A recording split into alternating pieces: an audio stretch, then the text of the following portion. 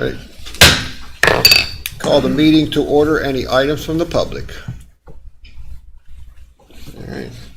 If not, need a motion to approve the agenda. Mr. President, I move we approve the agenda for Thursday, March the 25th, if there's no adjustments or modifications. Motion's on the floor. Do we have a second? Second. Any discussion on the motion? If not, all in favor say aye. Aye. Anyone opposed? The motion carries. Any questions for Tracy on the purchase order? Yes, Mr. President, I have one. Get her, Eddie. It's good, it's okay. On page 16, the flagpole, is that reimbursed by insurance? I was going to address that. Thank you for bringing that up. What's on the consent agenda, sir? That's why I'm addressing it. If the council's aware, as the council's aware, late last year, the flagpole in front of 100 West King, which had been donated to us, was actually hit by a car. Martinsburg Police Department did apprehend the driver of the vehicle, and you'll see that on page 16 there is the cost to replace the flagpole. The cost is $2,781.98. We have submitted the claim, or we did submit the claim at the time that the flagpole was knocked over to the risk pool. We sent the invoice to him. We do have a $2,500 deductible on our buildings and property, but the risk pool is trying to subrogate against the auto insurer. So, thank you for bringing that up. Councilperson Goldberg. So, Well, yes, and we are- I mean, as long as they have insurance, they'll win that. right, but who, Right. who knows? But it's their job. It's not our job. Right, yeah, the risk pool is on there. Found that out the hard way sometimes. Yes, sir. Also on page 1, the very first item on your read ahead. Tracy. We pay the deputy retirement fees. The way that the state has changed things, we have to pay the deputy retirement fund out of our 401 account, and then we get reimbursed. And that's when you see statewide uniform fees reimbursement. We didn't catch it until yesterday. I think in your read ahead it says the reimbursement's $18.96. It's actually $1,896. Oh, just a small mistake. So that's been corrected so that the PO log that you're signing is correct.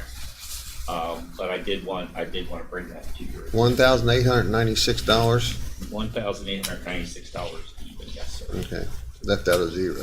Yes, sir. 2 zeros. 2 zeros. I've never heard 2 zeros. One, maybe. One, maybe. Two. I bet that's not coming from you. That's, Oh, did you? that's that 00 key. Seen pushing one button wrong, but two? Two. All right, thank you for bringing that to our attention, all jokes aside. Everybody okay with that? Any other concerns with the purchase order? Mr. Davis, just to reiterate, but you said today's signatures on the purchase order reflects that change, is that correct? It's the one in your signature packet is correct. Okay. All right, we have one internal budget revision, Mr. Davis. Yes, sir. It's actually one of your accounts, account number 424, the courthouse account. I'm requesting that you allow me to decrease line 343 auto supplies by $700. Current unencumbered fund balance is $212,829.82 with 41.09% spent to date. And as you know, that's our fuel fleet account. That's what we pay all of our fuel fleet expenses out of. An increase line 216, maintenance and repair buildings by $600. That account currently has a deficit balance of $535. And also increase line 240, which is refunds and reimbursements by $50 or by $100. That account currently has a deficit balance of $50. So the $700 is needed to correct deficit balances. Anybody have any questions for Mr. Davis? If not, changes in status of the new hire recommendation received from Alan Davis, County Administrator, for Christian Davis as a content creator with an annual salary of $38,000 effective April the 12th, 2021. Mr. Davis, you know the obvious questions. Any relative to you? Or? Yes, sir. This is part of the reorganization that the council approved with the Office of Strategic Planning and Communications. The position was advertised. Mrs. Schul and Ms. Drumstead reviewed the applications. They selected 6 candidates that they invited in for interview. Those two folks interviewed the candidates, narrowed it down to two candidates last Friday, met with me on Monday, and this is their recommendation. I was not involved in the interview process. That's a long way of saying this person has no familial relationship to me at all. I don't even know who it is. And while we're on that subject, Mr. Davis, if I can, correct me if I'm wrong, but that's always, I ask you that question only because this person is under the umbrella of the county council portion of the government, right? But we have other elected officials, circuit clerk, the county clerk, the assessor, prosecutor's office, the sheriff's office, which is, I want the audience to understand, I ask that question only when somebody is hired that's part of the county council direct department for any of us up here. Is that a fair statement? Yes, sir. Anthony, you agree with that? I do. Okay, all right. And what exactly is this person going to do? What they were really looking for is someone to, again, manage our social media platforms. But we wanted someone they wanted someone that could really focus on some of the more the visual aspects of it. Similar to what Chad did just before he left on the recruitment video. So doing some video postings, making our social media platforms as well as our website a little bit more interactive and taxpayer friendly. Which Chad was working on our website. He was. Gary and I and Matt have been meeting, talking about, there are a lot of companies out there. There's actually one website development company called Gov something that does it really has one that I would dearly love to have, but it's $30,000. So of course then we're going to try to do it in-house and do it better. So this person will be intimately involved in that process also. And this person will actually be under Mr. Umstead. Correct. And when does this person show up? 2 weeks from this coming Monday. April 12th. Council approves. Any other questions? Where's she going to be? Down in Chad's office. Oh. Anything else, Mr. Barnhart? Maybe, but I'll hold it until a future time when I feel it's appropriate to bring it. All right. Letter of resignation received from the county clerk's office for Donald Plotner, effective March 21st, 2021. Any questions on that one? We have approval of minutes. Everyone was present for March 11th, 2021. Any changes or corrections? All right, moving on to the county council calendars. We'll be here next Thursday. I'm sorry. So we'll be here Thursday on April the 1st. Ooh, April Fool's Day. Ooh. Oh, man. Well, Brace yourselves, people. Maybe we'll be, maybe we won't be. Yeah, that's right. All right. Boards and commissions. Let's see, tonight we have 5 p.m. Library Board, 5 p.m. Ambulance Authority. We also have a town hall meeting, Dan and I, at 6:30 at the Roundhouse. We, next Monday on the 5th, 6 p.m. Planning Commission. Tuesday, the 6th, 5 p.m. Sewer District, 6 p.m. Stormwater District. Am I getting ahead of myself? Yeah, I got ahead of myself. I'm sorry. So that's the week after next. Any questions or changes on boards and commissions? We have a bond reduction for Panhandle Builders, Brattle Creek, Phase 5, Section 1, file number 021-13. Engineering Department has made that recommendation. Bond reduction for Panhandle Homes of the Eastern Panhandle, Spring Mills, PUD, Phase 11, Section 2, lots 182 to 191, file number 016-14. Engineering Department has made that recommendation. Bond reduction for Panhandle Builder, Stonecrest, PUD, Phase 4, lots 237 through 260. Engineering Department has made that recommendation. Any questions on the bond reductions? If not, entertain a motion to approve the consent agenda. So moved. Have a motion on the floor in a second. Any discussion on the motion? If not, all in favor say aye. Aye. Anyone opposed? The motion carries. Good morning, Mr. Hess. We have 4 personal property tax exonerations due to office error. That's correct. Good morning. Good morning. They were personal property office errors, yes, correct. There's 4 for the reasons you see listed there. Total $245.70. Entertain a motion on the 4 personal tax exonerations due to office error. So moved. Second. Motion's been made and second. Any discussion on the motion? If not, all in favor say aye. Anyone opposed? The motion carries. Good. Thank you, If Mr. have Hess. questions, just not really that busy.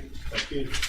The PE Hydro, account, remember back in 20 Board of Assessment Appeals? Mhm. We got an email, and sent me an email that we need to do an exoneration on dam number 4, dam number 5.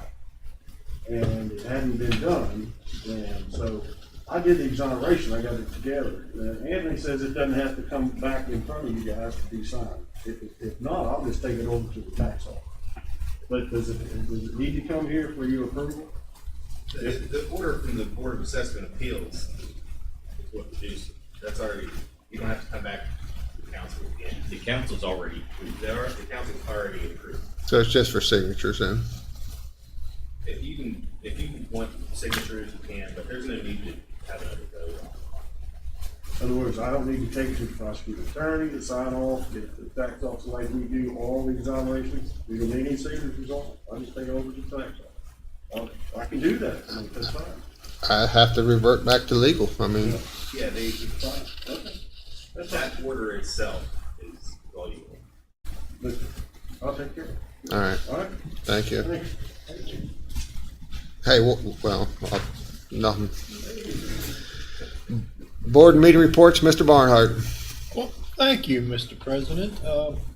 You may have noticed, or you may not, I wasn't here last week. We didn't notice a bit. That's what I was Huh? afraid of. Only when we recessed, we had a problem trying to figure it out. Well, I wasn't here last week. I was at an LGAC meeting. LGAC is the Local Government Advisory Commission to the governors of the Chesapeake Bay states. I was appointed by Governor Tomlin, and I have not attended several meetings, and they made that a point, so I made sure I was at this meeting. It was a Zoom meeting, yay. And it was a 2-day meeting, Thursday and Friday. Oh my. I actually took some notes, which is amazing in its own self. There was a presentation on the social sciences and conservation, understanding local context to shape approaches, evaluate and improve governance. They went over bills for the Chesapeake Bay program about the Biden administration and the EPA and Region 3, and they were going to reestablish the senior advisor for Chesapeake funding. And of course, funding looks good now because of the Biden administration. They had Chesapeake Healthy Watershed Assessment, which Matt Pennington was there, and so I can go over some of the stuff with Matt. Had local government guides to the Chesapeake Bay, and of course the Bay Barometer. The Bay is doing better, but weather, of course, the global climate change is causing some problems. 2-day meeting, and that's pretty much it. Also on Monday, had a Berkeley County Public Service Water District meeting. They reviewed the bids received for the emergency generators at the river plant. S&S Electric, which is I think out of Kaiser, got the bid $1.169 million. They approved the mainline extension agreement for Overlook at Riverside Apartments, 156 apartments. They approved the pay application for HRI for the Grapevine Road Water Project, an amount of $844,000, and that's 70% completed now. and, you know, coming down Grapevine Road. And, actually, that's pretty much it. They're virtually complete on meter changing at the woods, trying to find what the heck's going on with all That's the pretty leaks. quick. Yeah, they only got a couple more meters to go. And that was kind of my meetings. Sound like your Zoom meeting was very interesting. Well, it was. But, you know, it should go more often. Yeah. Yeah. Mr. Delier. I did have a CVB meeting. They discussed the bill that's going through legislature about Airbnbs having to pay tax. I think that's according to what they were talking about. That's been high on their radar. How many Airbnbs do we have? Do you know? In here, oh, there's a lot of them. Or I have no Yeah, idea. there's a lot of No them. clue. Actually, yeah, I mean, they're coming on more and more all the Right. time. I don't know, I think somebody told me like a couple hundred in Berkeley. Well, how do you tell an Airbnb is an Airbnb? Is there something? No, You it's go on the website and it's listed. as Airbnb is actually a company that lists your property for rent. So you go to the company and they give you all the Airbnbs in Berkeley County? There's an app and it'll bring up a map Oh, yeah. and then it shows where they're all at. And then you can choose one that, just say, for example, if you wanted to be downtown, I think there's only At your house? Yeah, that one. But if you wanted to, just say you wanted to be, there was something going on at the Roundhouse and you want to be right downtown, I think there's only two, At your like, house? right in town. My house, yeah. But then you can just pick on one and, like one of them off of Burke Street has, I think they have 3 rooms that they rent.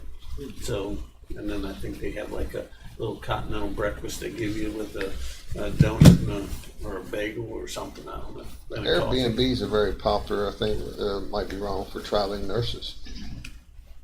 There's some of those, I think there's one that, Around the hospital. yeah, a friend of mine has up by the hospital that, they pretty much keep that full with traveling nurses. Yeah. Back and forth, but I mean, they're an alternative to staying in hotels and motels. So it makes sense that if you're visiting, why not pay the same tax Oh, yeah. as? No argument there. It's just, I didn't know how they, And I think the Kept bill track. also has campsites in it. To be able to, so they were a bit excited about that. And then the I forget what the one is, the Bitcoin thing that they do. They're getting a lot of traction on that right now. I guess because of everything else is shut down. Apparently, the Berkeley County is the only visitors bureau that's open in the whole region, maybe even in the whole state. It's interesting that some counties don't even have visitors bureaus, and what they've done with that funding is they use that funding that would normally go to them by state code. The county ends up using that to do something to enhance the visitors in their area, whatever that may be. So. And then I had a senior services, and I couldn't find the Zoom connection, only to find out that I never got it sent to me. That's why I couldn't find it. And didn't get a hold of anybody until afterwards. They sent a message out, so I missed out on that. Anything else? That's it. Ms. Whitaker, No meetings. Mr. Gokenhour. Meeting with landmarks. Of course, a lot of that discussion had to do with the Morgan cabin, archaeological dig. A lot of that conversation was about that in particular. There's been a lot of emails from the state, even from us, and so I think that we had met. Well, we're not able to proceed. So I asked Todd to reach out to the state. Somebody call me, No, it just basically says network is down, 2 new missed calls. I don't know what that would be. You trying to call in? Go ahead. I'd ask Todd to reach out to the state and to see if they would be willing to send somebody down here to answer questions for us. You know, it's one thing to send an email, but you can't ask a question. So we're gonna try to be able to get somebody here, to help figure out a plan forward, that we all can live with, and that everybody's happy and that we're compliant with the law and being able to move forward. All right. I had no board and commission meetings. I did meet with a small group with the fire board last night to go over the policies and procedural manual, make any changes and update it. So we're working on that. Other than that, that's pretty much it for me. So any reappointments, anything, any activity there? Yeah. Okay, moving on. Next on our agenda is Mark Chavone, Executive Director of Farmland Protection Board, permission to purchase conservation easements on farms. Good morning, Mark. How you doing? Doing well, how are you? Great. This is good. I'm used to seeing at least one big cat up here, and there isn't one. These are the four properties that were part of our fiscal year 20 application pool, so they were top-rated. We've done our due diligence on our end, so we've got clear title on these, we've got good surveys. These are appraised prices. So we're asking permission to spend $3,093,786 to acquire conservation easements on 4 properties. We'll place 613.63 acres into protection. And the cover letter includes some of the physical attributes of some of these properties. We're requiring some plans within the sinkholes. We've got some springs on 2 properties. We have significant creek frontage and about 500 some acres of qualifying swamp. These are 4 nice pieces of property, I must We've say. been blessed. We're having really spectacular applications in the past couple of years. Yeah, I mean, I'm impressed with these properties. These are quite exceptional. So, Mark, I guess I have a question for you on this. Are we currently using any funding other than local funding? Not for these 4. I have 2 federal projects in the pipeline. And so one of those I've already gotten permission. I'll be back for the other one at some point in the near future. And we just closed 12 easements in the past 12 months, and 3 of those had matching DEP funding, and 2 of those had matching federal funds. So starting in 2022, which fiscal year will begin in July, we will be more actively seeking matching funds with the NRCS. So my question then leads into another question. When there's no federal funding and state funding involved in acquiring some farmland easements, is there a different set of regulations that they follow or not? Or is it all same? It depends by the county. This board decided to pay the full appraised price or the asking price, whichever is lower, that's state law. So that's the one winner. So we pay 100% of either the ask or the appraised price. Hampshire County pays 75%, Monroe County pays 50%. I know of a project in Jefferson County where they're paying 100%. It kind of depends on the project and on the county. Does the regulations that the use of the land change any? I know when the federal part of federal funding's used, they got actually, anytime you deal with the federal government, there's more restrictions on what you can do and can't do on the property.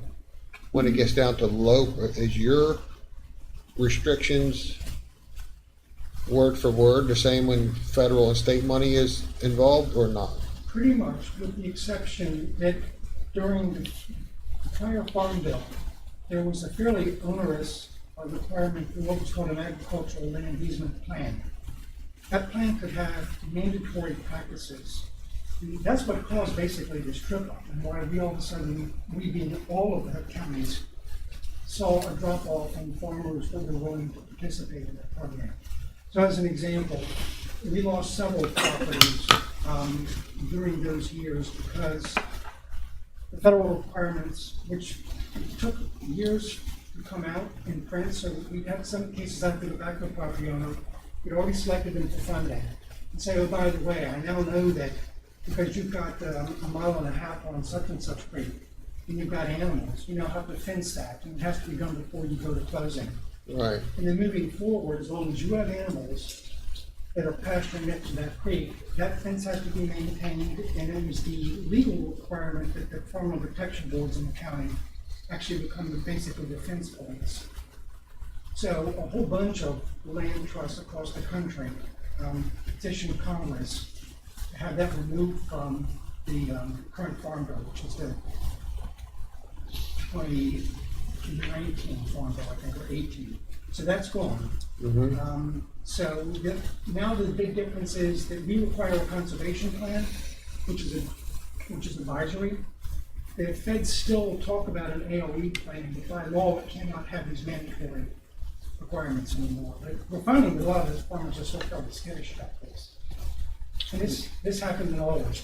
And the reason I ask that is because I was involved with a piece of property that I was not directly involved, but they were digging a pond, and Farmland Protection came in and said, if you're gonna dig a pond on the property, you gotta keep all your dirt that you're taking out to dig the pond on the property, which was like crazy, you know? Yeah, and I inherited that issue, so that was going on before I took the position. From my perspective, the issue was that the deed required a conservation plan to be in place. That was a federally co-funded property. And the idea there is twofold. Through the conservation plan, you're going to go to the Aiken Center and have a technical expert help you work through the engineering of the pond. And that's kind of related to the liability issues, that if this pond has a dam, if it was basically an impounded creek, all parties want to make sure that that was engineered correctly, so that you don't end up with a breach in the middle of the night when they have a storm in. Well, this one didn't have no dam, but anyway, it No, just, this was that great, that's right. right, so, let me ask you another question. This is some informational, so I can get a better handle on what you're doing. So, this would probably put us about 7,500 acres, somewhere around there, maybe? Close, right?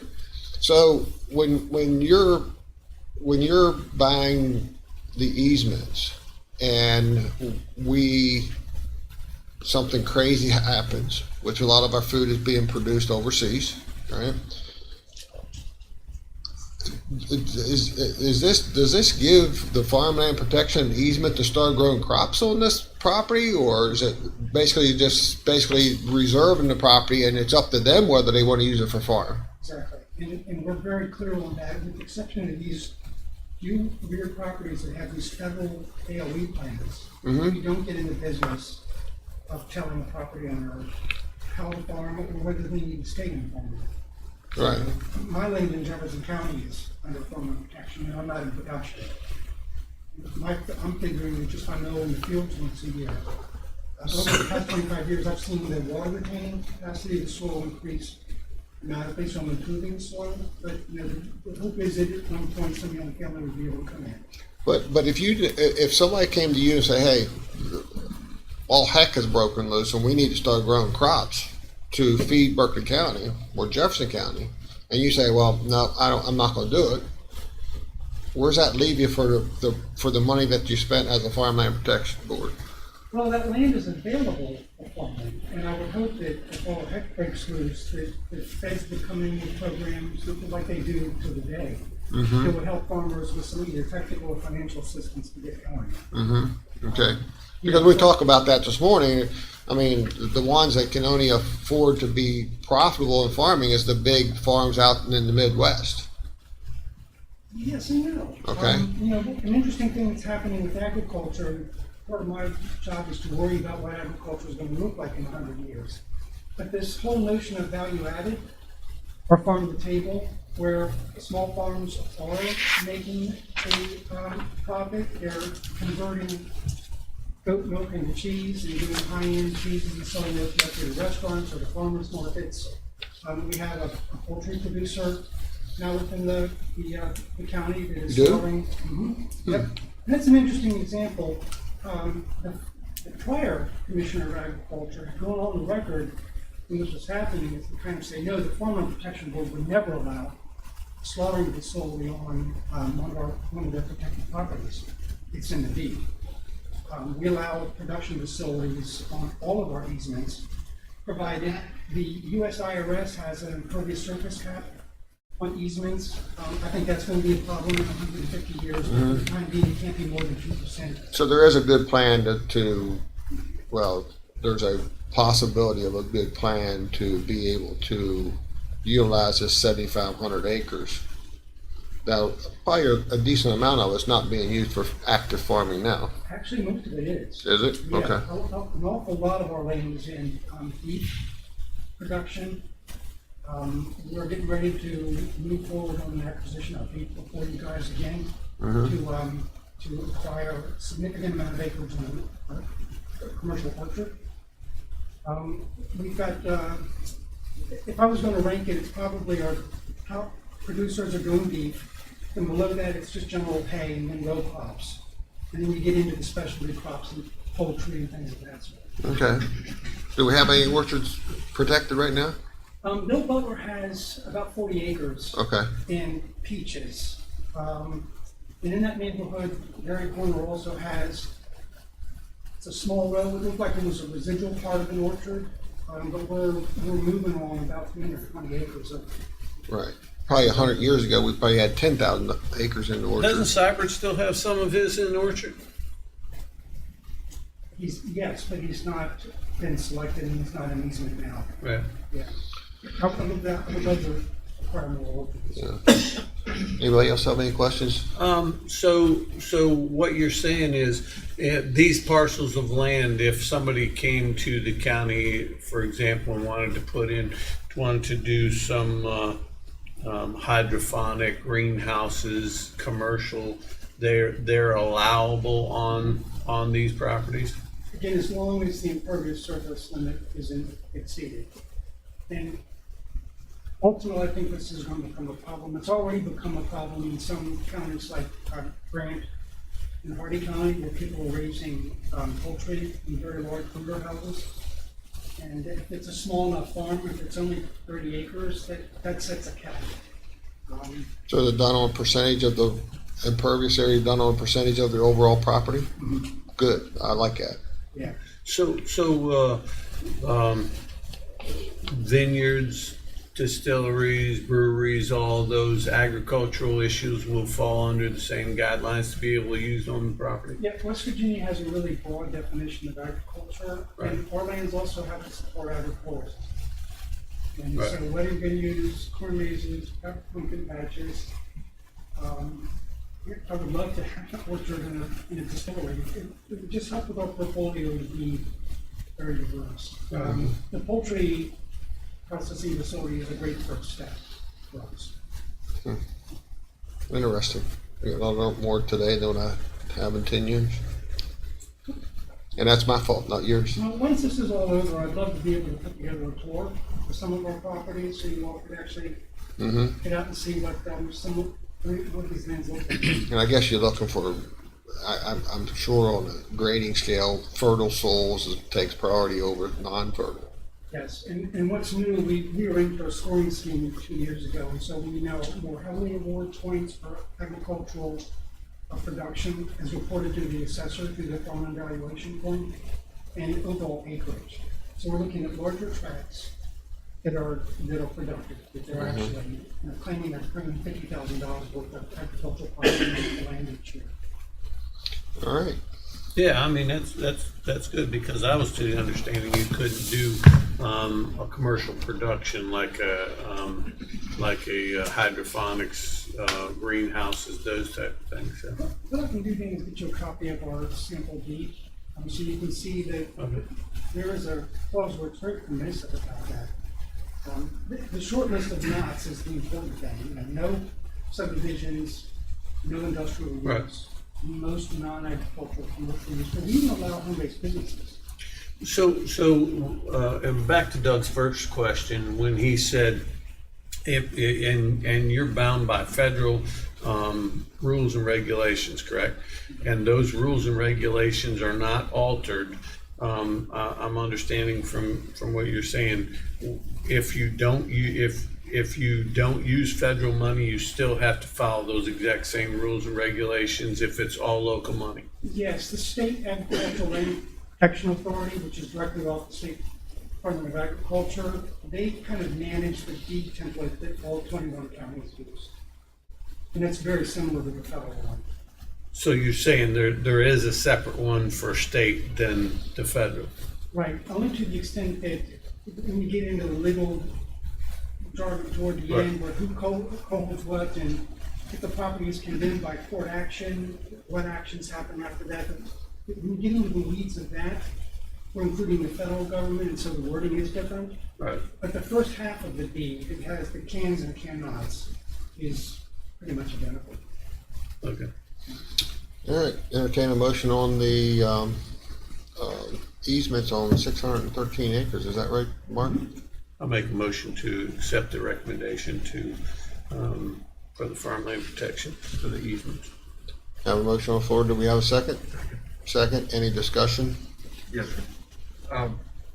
Mark, I would just like to thank you and your organization for helping secure additional green space in the county. We know that these properties will not be subdivided and developed upon, so it helps protect this county and the quality of life that we've had for such a long time. And just thank you for what you all are doing. Thank you. Well, thank you, Council President, for the support, because if you didn't have the support of the council, we couldn't be doing this. All right. All in favor, say aye. Aye. Anyone opposed? The motion carries. Thank you, Council. Thank you. Yes, sir. All right. Next on our agenda is Eric Anderson, Executive Director of the Greater Shenandoah Chapter of the American Red Cross Proclamation of National Red Cross Month. Good morning, sir. Good morning. How are you all? Doing well. You have a proclamation that you want to read for us to adopt? I do, Okay. and also wanted to thank you all for having me here. The Red Cross realigned its territory about 3 weeks after the pandemic began, and so I was formerly the executive director in Western Maryland, and now we're the Red Cross of Greater Shenandoah Valley. So our footprint now goes from Washington County, Maryland, all the way south to Page County, Virginia, around Luray. So happy to have this as part of the territory and start to get to know everyone better. So every year since 1943, the President of the United States has declared March as Red Cross Month. And so I'm not aware of the procedure here, but do I read the proclamation? Yes, sir. You can read the proclamation. That'd be the best. Okay, well, thank you all very much for the opportunity to do that. So American Red Cross Month, a proclamation. Whereas March is American Red Cross Month, a special time to honor the kindness of our neighbors who aid families in need locally and across the United States and around the world. Their dedication touches millions of lives each year as they carry out the organization's 140-year mission of preventing and alleviating human suffering. Whereas during the trying times of the coronavirus pandemic, people have stepped up to help others in need, whether it was responding to this past year's record-breaking disasters across the country, or rolling up their sleeves to give blood when our country faced a severe blood shortage. Whereas local families have relied on local volunteers for comfort and hope while coping with home fires, floods, and more. The Red Cross and its local volunteers helped over 700 families impacted by home fires in Central Appalachia region, including those in the Greater Shenandoah Valley chapter and within Berkeley County, by addressing their urgent needs like food, lodging, and recovery support. Volunteers have supported local families in other ways too. Last year in Central Appalachia region, The Red Cross collected over 30,000 units of life-saving blood while providing COVID-19 antibody testing to every donor, and provided nearly 3,000 services to military members, veterans, and their families. Whereas this life-saving work is vital to strengthening our community's resilience. Nearly 200 years since the birth of American Red Cross founder Clara Barton, we dedicate this month of March to all those who continue to advance her noble legacy, and we ask others to join in their commitment to care for people in need. Now, therefore, be it resolved that the Berkeley County Council does hereby proclaim March 2021 as Red Cross Month, and encourage all residents to reach out and support its humanitarian mission.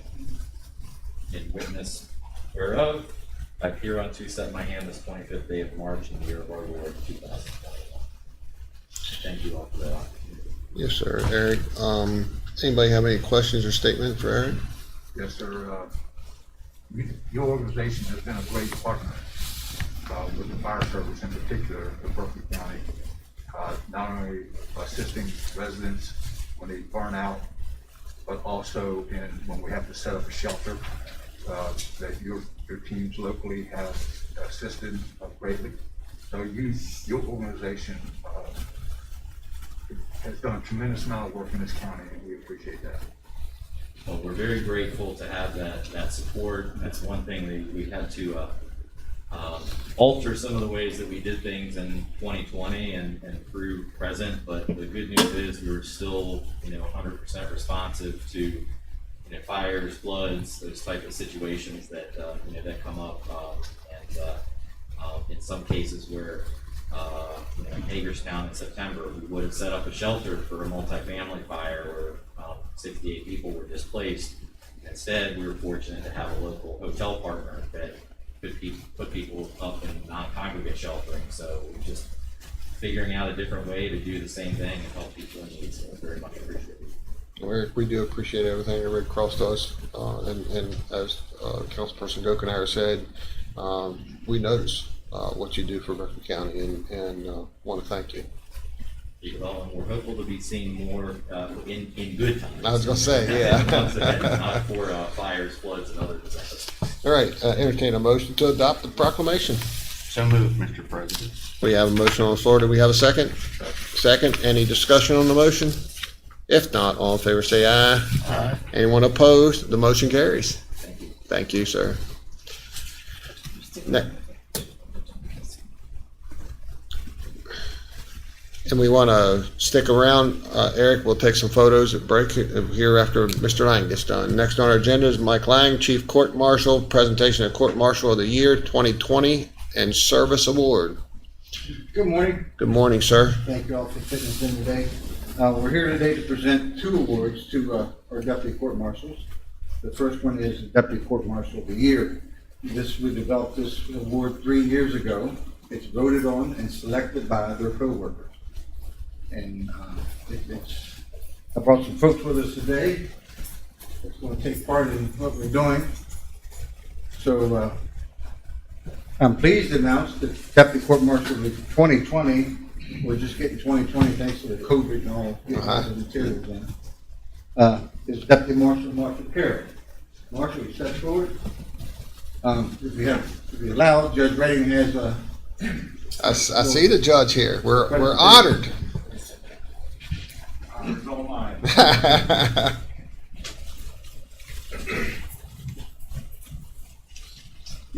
Take a moment to read a letter that I wrote, and then I just want to make a couple of comments and observations. The letter reads, and this is to Chief Marshal Lang. This letter is to acknowledge with great appreciation the news that my dedicated court security officer, Marshal Carroll, you crying?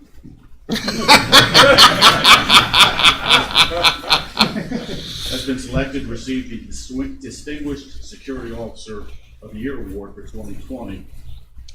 Since Officer Carroll has already been chosen to receive the award, there will appear to be no need for me to contribute my accolades.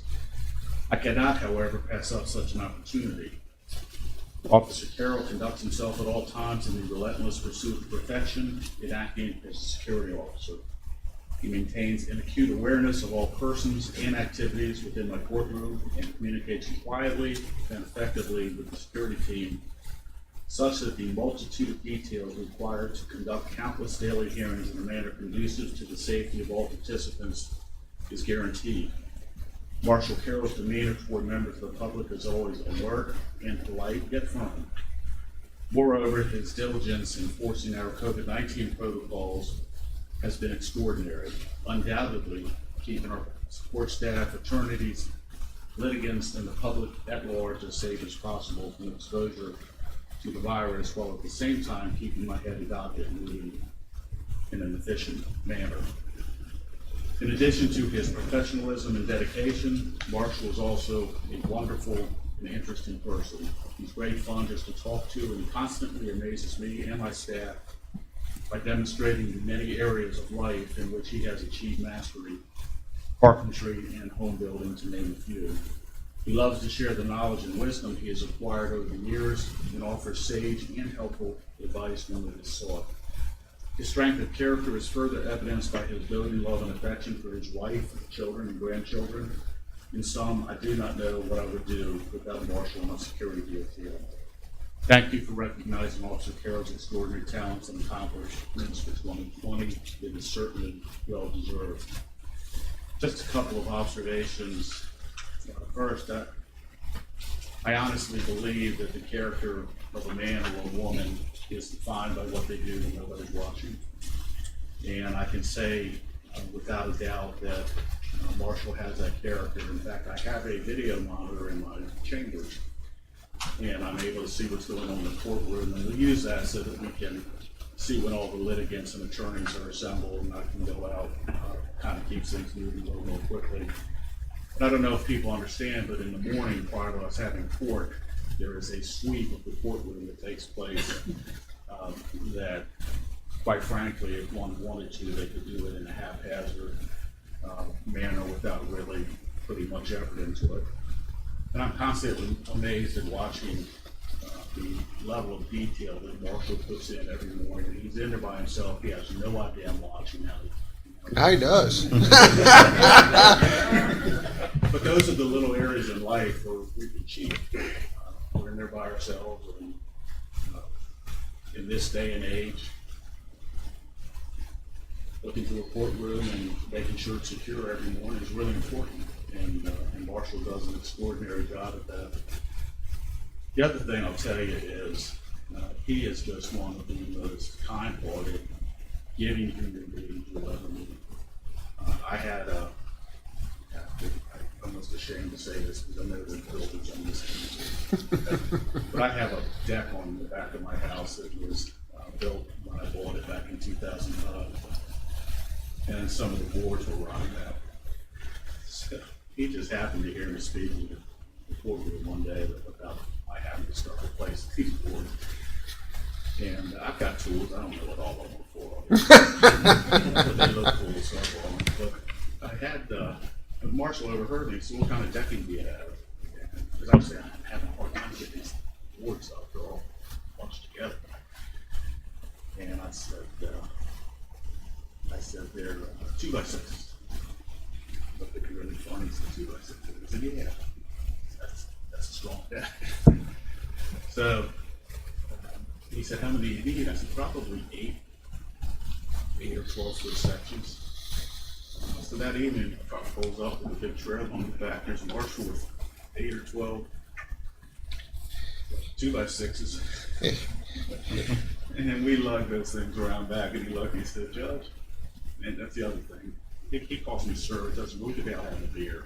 I can't get him to stop calling me sir. But he said, sir, we got a problem. I said, what's that? He said, what is it, one inch? Whatever. The ones that I apparently ordered were much too big. So I said, look, it's no big deal. Don't worry about it. It's didn't work. You know. We carried him back into his trailer, and off he went. And got ready to retire for the evening. And about an hour later, the doorbell rang. Marshall's out there. It's just dark. It's Marshall, what are you doing? He says, I'm going to the boards. And I said, it's dark out. I said, "They're little porch." He says, "I got lights." So apparently there's, and I should know this because I'm in the fire department, there's lights. I get that. So we put lights out there, and Marshall takes a look at my work. And you know the little drills that you use to drill holes through doors to be able to put like a deadbolt in? I thought the best way to do this is to drill the hole close to where the board was tied into the joist and just pull the hole 10 feet up. And Marshall says, "What are you doing?" And it didn't hurt my feelings. He was polite about it. He said, "Just use a circular saw." And he got out a circular saw, and instead of cutting out a whole 10-foot board, which I was doing, and only a foot of it was bad, he went right in between each joist. I said, "Marshall, you can't do that. You're going to cut up the good wood next to the bad wood." It's not true. And I don't say this to comment on his expertise as a carpenter, because that is unquestioned. I mention this to comment on his expertise as a human. He doesn't owe me anything. He gives me 8 hours every day of tremendous security and friendship and decency in the courtroom. He would not take money from me. He is just the kindest human being you'll ever meet. And he is a credit to this council and this county. I just want you folks to know that the money you're spending for this gentleman is less. He is extraordinary. And we're thrilled to death to have him, and I hope he's with us for a long time. So thank you for having us today. Thank you for allowing me a few moments to speak. And Marshall, thank you so much. I appreciate everything you do. Thanks, sir.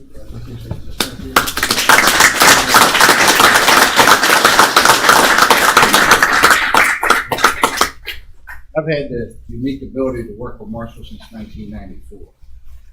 I started in prison in 91 and Marshall come in 94, and we've been joined at the hip ever since. On the weekends, you see me and wife, you also see Marshall and his brother. We're also referred to as brothers from different mothers. But that's never come into play in our workplace. And that's what I contribute to Marshall. He's never played that card, and I appreciate that. So with that being said, Marshall, it's our privilege and honor to present you with Deputy Marshal, Court Marshal of the Year 2020. We call him Marshall Marshall. There you go. Judge Lawrence actually tagged him that during the trial, Marshall Marshall. Marshall, a few words? Yeah, you're going to talk. I'd like to thank everybody that nominated me this year, and I'm not much of a speaker. I appreciate all the words everybody's given me, and I don't know what else to say, but thank you very much. Appreciate the time you've given me. Thank you.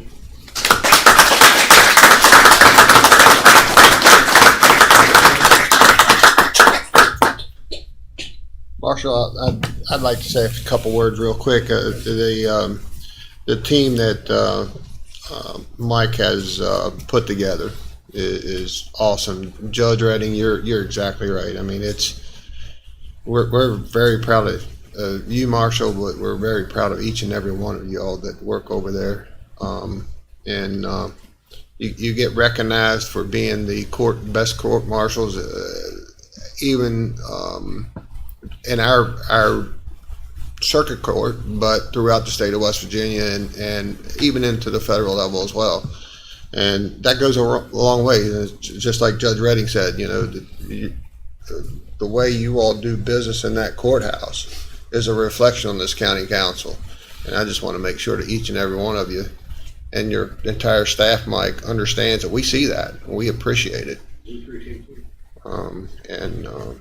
As Alan and I spoke this morning early, the team that we have in this county government, and Sheriff, we spoke about you this morning. It's awesome. It's really doing such great work, and we appreciate it all.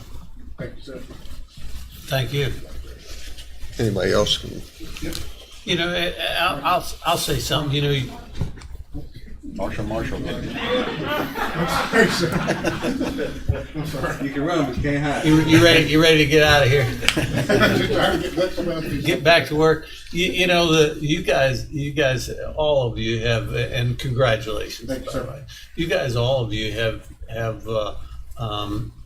have been able to make our lives much better by, we took the chance of, and the gamble of going ahead and taking on the additional responsibility of the court marshals and putting Mr. Lang in charge. And by doing that, you guys have made that gamble made my feelings much better about taking that gamble and what you guys have done. Your character, what the judge was saying about your character, obviously you care what you do, or you wouldn't go through and make sure that that courtroom is as secure as it needs to be so that you don't have problems in the future. And that definitely shows to your character what you're trying to do, and that you're trying to protect the judge's chambers. So thank you for that as well. Thank you, sir. I'd like to add, Marshall, that in today's realm of society, law enforcement a lot of times is not favored, but you are favored here, and this community does appreciate what you all do. You know, I know there's over 122,000 people went through your all's door last year. We have a tremendous amount of confidence in you and the people that you work with to keep our courthouse secure and the people in it secure. So continue to do a good job, and thank you very much. Thank you, sir. Many thanks to all of you all. Thank you very much. Thank you. Thank you, sir. Mr. President, if I may, just a reminder to follow up on what Doug said. March of 2017 is when this council officially assumed responsibility for civilian court security. So it's been 4 years, and that says a lot for Mike and his staff, how the progress that we've made. In fairly 4 years isn't long. Made a lot of progress in 4 short years. Been fast 4 years. I can't do it without my people. They do above and beyond every day, each and every day. I am truly blessed. I really am. And I know that, and I appreciate their efforts every day. We have one more award yet today. Okay. We call it the Jim Award, going the extra mile. And this one is selected by me. And today is for Sergeant Ernie Reed. Ernie, can you step forward? Ernie wears many hats for me. He's my quartermaster. He makes sure we have supplies. He makes sure we have dockets. He makes a lot of things happen. Where I came from before, supervision, being the rank of supervisor, was your recognition for a job well done. You got no recognition for that. And I always didn't like that, but my first year being here, I found myself following that. Well, I broke that cycle. So I try to reach out to each supervisor every year and give each of them an award to let them know how much I appreciate it. And I can't do this alone. I know that. I'm very humbled by that. But I have great people, and I appreciate the job every day. And Ernie goes above and beyond every day. He's on the first ones in and on the last ones out. So Ernie, it's my pleasure to introduce you to the Jim Award, going the extra mile.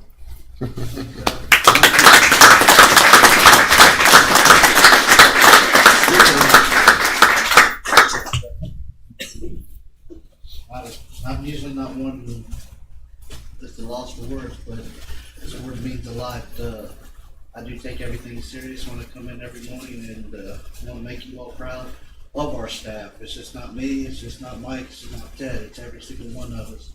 And we look forward to doing more great things. I just don't. Very good. Thank you, guys. Yeah. Thank you. We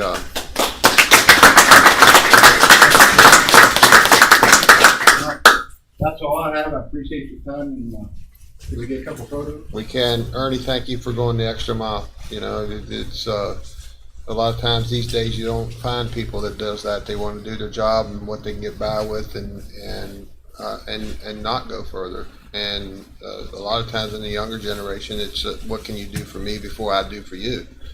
And that's not how I was raised. What can I do for the team to make the team stronger? So I just want to thank you for doing that and going the extra mile. Your Honor, you moved up here. Do you have something? Judge Reding, you have something? Yeah, I was gonna get into there too. Okay, all right, okay. All right, at this time, we'll take breaks for photos.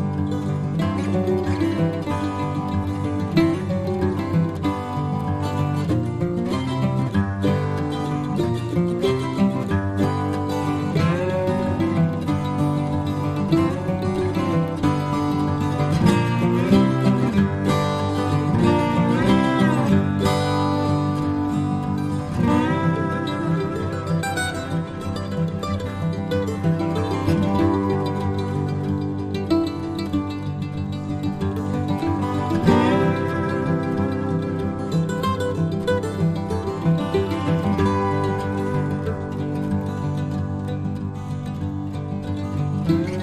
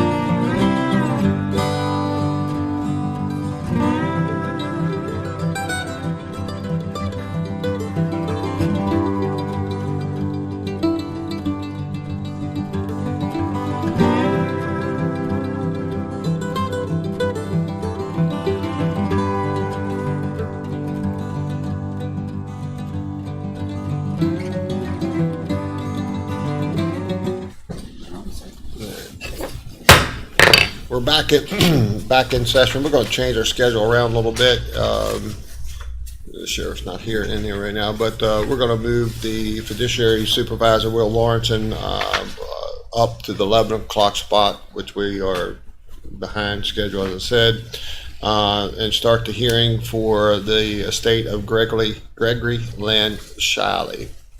Will? And everyone's present for both sides I represent? Okay. Or I was told, I should say. Thank you. Good morning, council. Before you today is a petition to remove Deborah A. Shiley as personal representative of the estate of Gregory L. Shiley and to nominate Joshua Gregory Shiley. The facts, as verified by my office, are as follows. On August 19th, 2020, Gregory Lynn Shiley passed away, presumably intestate without a will. On September 3rd, 2020, Deborah A. Shiley, represented today by Mr. Joe Coltrider, qualified and was appointed as administratrix of the estate by the Berkeley County Fiduciary Office. The circumstances of her appointment required a surety bond, which was supplied by a justification of a surety via the Berkeley County Clerk's Office through Mr. Thomas J. Cackley for the amount of $250,300. On October 2nd, 2020, acclaimed former spouse of the late Mr. Shiley, Miss Kimberly Hartman, produced an original handwritten will for the admission to probate. The 15-page document included 2 witness depositions, which attested to the will's validity in accordance with West Virginia law. A copy of the handwritten will has been provided to this council, and Mr. Taylor, who is also here today, has also provided you with a perhaps more legible typed version for your convenience. In many ways, the will significantly departs from intestate succession as governed by West Virginia law. There are various specific bequeaths of tangible personal property, exclusions of biological heirs, and life estates granted for real property. Most notably, however, the will nominates, among others, the, quote, oldest child of Gregory Shiley's marriage with Kimberly Hartman. Mr. Joshua Shiley, again, here today represented by Mr. Paul Taylor, is here to assume his role as named executor, given that he satisfies the definition of the oldest child of Gregory Shiley's union with Miss Hartman. This fact has been accepted as true by the Berkeley County Fiduciary Office by information provided and believed. On January 20th, 2021, after significant and detailed discussion with both my predecessors, fiduciary commissioners, and our own county legal counsel's office, my office admitted the will into probate and recorded the same. I now turn to Mr. Taylor as the petitioner for the interests of Mr. Joshua Shiley.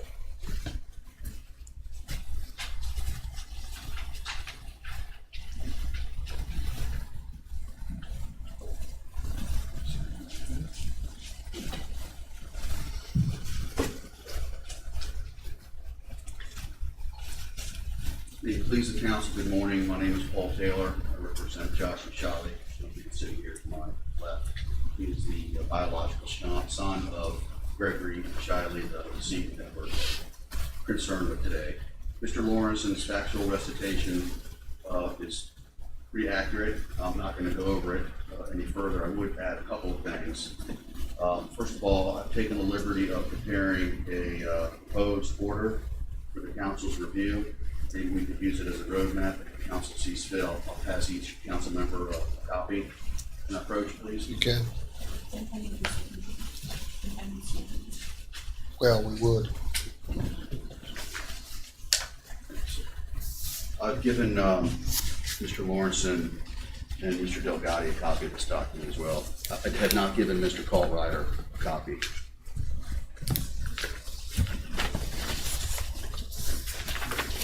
Thank you. Yes, sir.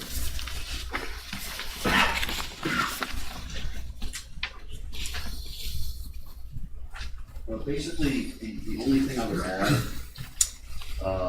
is that Ms. Deborah Shiley has not met her obligations so far. We wrote her, the fiduciary supervisor wrote her. When she signed up for this job, she was given documents that instructed her what to do. She's failed to provide an accounting. She's failed to provide an appraisement, despite several requests to do so. Common thread running through Greg's will, and in Ms. Shiley's defense, at the time she signed up for this job, she wasn't aware of the will, but she has been for some time. But one of the threads is that the farm and concert venue was to be maintained. She's not done that. She's selling cattle, she's selling hay, she's selling other things off the property, all without an appraisement, all without an accounting, contrary to specifics in Greg's will. Another thread that runs through his will is that Greg wanted blood relatives to handle his estate and continue the farm and concert venue. Ms. Shiley is not a blood relative. She's a widow. She's a relative by marriage. So those would be the only things that I would present beyond what Mr. Lawrence's presentation was, and that is that Ms. Shiley is not performing her functions adequately. We asked her, she initially agreed to sign off on our request. We asked her to continue to facilitate the transfer of the duties, the books, the records, the information to Josh so that he could do his job. She's refused to do that, and she's insisted that the bond that she posted be exonerated. And we would object to the bond being exonerated because it appears that there's a possibility there could be action on the bond, although it's our hope and our desire and our expectation that she would facilitate this transfer and make it orderly and friendly and cooperative and not something that has to be escalated. So with that, I'm happy to answer any questions. Otherwise, I'll take my seat. At this time, I don't have any questions. Anybody have any questions for Mr. Taylor? Thank you. Anthony? I don't. All right. If it pleases the council, I'd like to bring forward Mr. Kaltreiter for his. All right.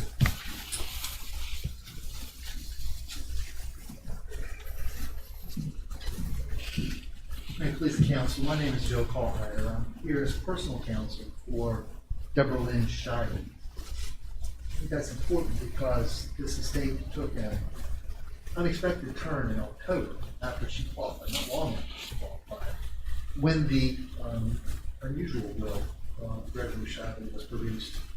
First as a holographic will, and ultimately accepted. And what happened in October, shortly after Ms. Shiley began administering the estate, was then the whole question of what she could and couldn't do was raised by this new will that never existed until after she qualified. Ms. Shiley has, since that time, done what she can to preserve the estate and meet the needs of the estate while trying to determine whether she can continue as the administratrix of the estate given her own personal interests. Namely, whether she would have an elective share to assert given the contents of the will that was presented. The will was, as I understand, only admitted to probate in January of this year. So that's been an ongoing question for a large portion of her tenure as the administratrix of the estate. I would point out a couple of things that we dispute with the presentation by Mr. Taylor. He is correct, she was not aware of the will when she presented herself to become the administrator. She did sell cattle that were part of the estate. That was a necessity because someone needed to care for and do something with the cattle, of course, after Greg Shiley died. There is no question that she got, I think, a really good price in selling those cattle. She opened an estate account immediately, and the proceeds from the sale of those cattle went into the estate account. So they're fully accounted for. There should be no problem with the proceeds from the sale of those cattle. Mr. Taylor suggested that she's been selling hay so that the council is aware. Mr. Shiley was renting farms, I think 3 of them. One of them, I think, is Big Hill Farm that's made a claim. But there was a lot of hay he kept on those farms, and when he died, the owners of those farms were asking Shiley to move the hay so that they can go on and rent the farm to someone else. Well, you can't just move the hay quickly, right? You can't, hay there. So do it for you. The hay was, I think there was some hay sold. I believe it was actually Josh Shuttle who sold hay. It belonged to the estate. There are some receipts for that Mrs. Shiley can provide as part of her accounting. This suggests that she's not cooperating or she's not keeping up with facilities is incorrect. So that the council is aware, Mr. Taylor did volunteer this, both Ms. Shiley and Mr. Shiley are living on separate parts of the farm. So they're both involved in the day-to-day, frankly, of maintaining the farm. And I believe Mr. Shiley has perhaps even rented a house on the farm. So that'll have to be part of the accounting as well. Which brings us really to the point. Ms. Shiley has asked and has agreed to resign as the administrator because of her separate concerns. She has no objection to Mr. Shiley being substituted as the personal representative of this estate. In fact, we presented to Mr. Taylor a proposed order that accomplished just that back in, I believe it was January, early February. And he wasn't happy with the language of the order. I have the original order for the council. Ms. Shiley signed it on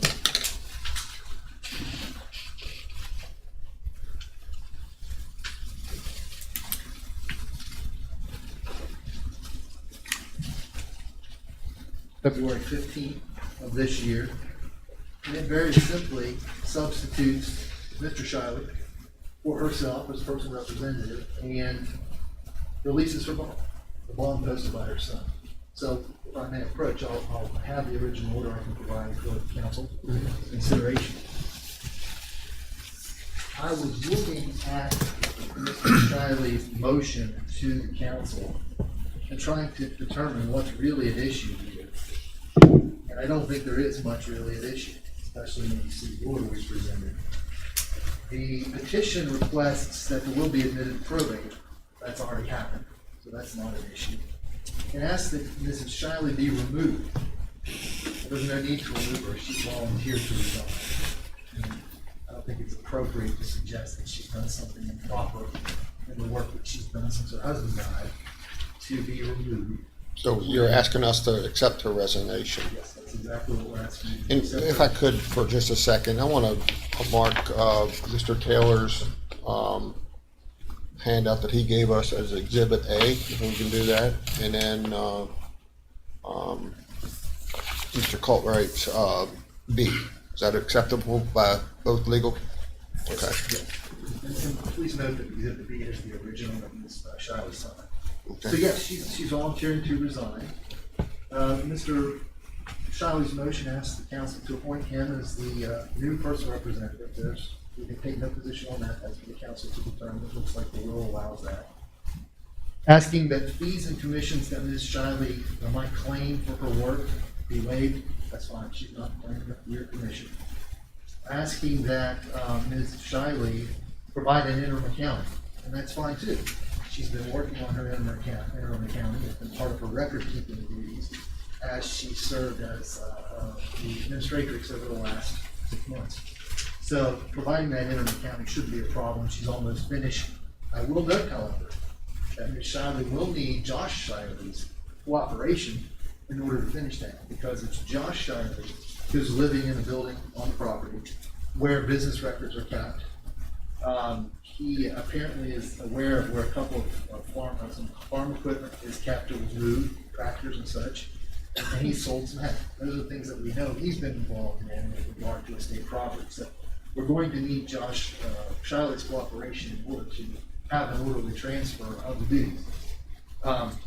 And ultimately, we're going to need an acknowledgement from Mr. Shiley that he's accepted all the property that was part of the estate, so that we can, Mrs. Shiley can be protected moving forward. And lastly, there's a request here for an appraisement.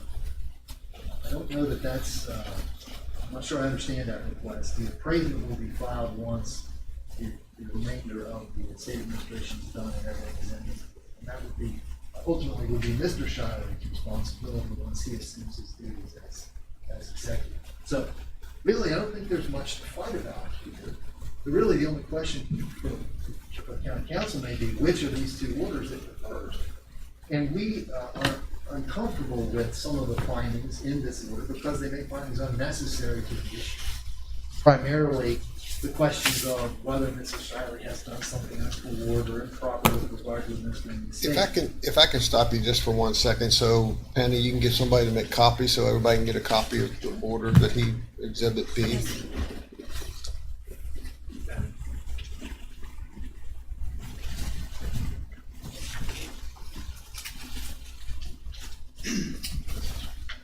Sorry about that. Want to get everything. Yeah, that's just James. He does the other one. Yep. Of A? I have one. That is B. That is Right, exhibit right. B. A's, everybody's already got a copy. Yeah. This one B, okay. You just need, that's the original. Okay. Just do this one. But as to Exhibit A, we would object to her removal. I think that's the appropriate characterization of what's happening here. We would object to, frankly, at some point, she needs to, her bond needs to be released. And if the council wants to defer that until she's provided her own account, we'll accept that too. But if her bond needs to be released, there would be no reason to keep the bond in place when she's no longer the administrator of the estate. And the release of that bond would be, in my viewpoint, and I've got legal counsel here as well, once she accounts for her time frame, would be an acceptable method. I think so. I think it's appropriate that her bond be released once she's filed her own account. And as I said, I think she can accomplish that, depending upon Mr. Shiley's cooperation, expeditiously. So I don't think that's really an issue either. And that's really why the order that Exhibit B that we provided to Mr. Taylor and Mrs. Shiley signed is so simple. Because it only addressed the issue of who's the personal representative of the estate. Everything else can be decided by the fiduciary supervisor, Mr. Lawrenson, and by his counsel. Obviously, we'd like her bond released, and we would do that once she's provided her own account.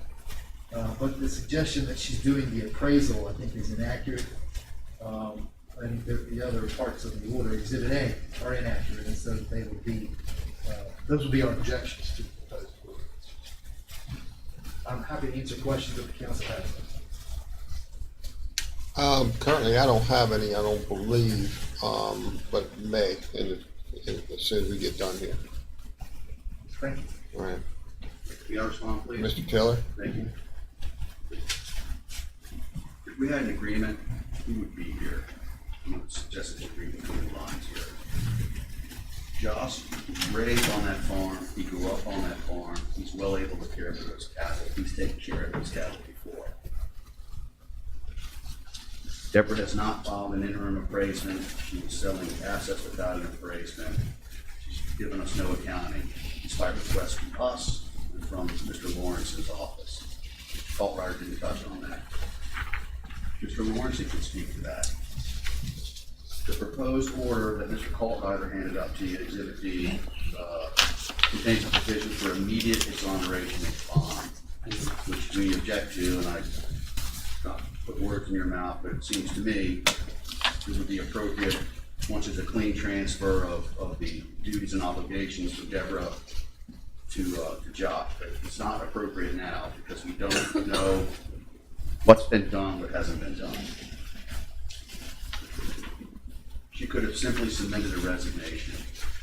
If there was no problem, she could just resign and hand it over to Mr. Lawrenson and to Josh and say, here you go, run with it. She didn't do that. Didn't do that either. So that would be it. We object to immediate release of the bond until we understand what she did and did not do and the transfer of the obligations and the duties takes place. Well, it sounds like you and Mr. Coltright is saying the same thing, though. To an extent. To an extent. Mm-hmm. The order that he submitted today, Exhibit B, provides for immediate exoneration of the bond. We object to that. So that seems to be the main point of contention. Josh is, as I said, ready, willing, and able to facilitate in this transfer. We asked for that from from Deborah. I wrote Mr. Coltrider an email about that, and the response was silence, no response. So again, if we had an agreement, we wouldn't be here today. So that's all I have to add unless there's questions. I don't, anybody have any questions right now? Thank you. Will, Anthony, I need to hear. One question for Mr. Taylor. Anthony, come on, please. Would you have any objection to, as Mr. Coltrider stated, maybe that's not, I don't have a copy of his order, just making the release of the bond not immediate, but then after the accounting is done provided? Yes, there's language in my order that sort of provides for that. If and when the council thinks it's appropriate, the bond will be released.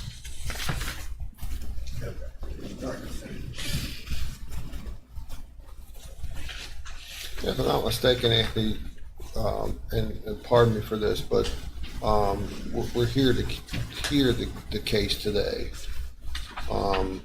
You will be the one to look over the orders and the will to give us an order to sign. Is that Yes, correct? that's correct. All right. All right. Will, so correct me if I'm wrong, and Anthony, we're looking to, and I have to agree that we could, I don't see a problem accepting Debbie Shiley's resignation. I don't see a problem with that at all. Not at all, sir. And I don't think anybody has a complaint to appoint Josh in her place. Not at all, sir.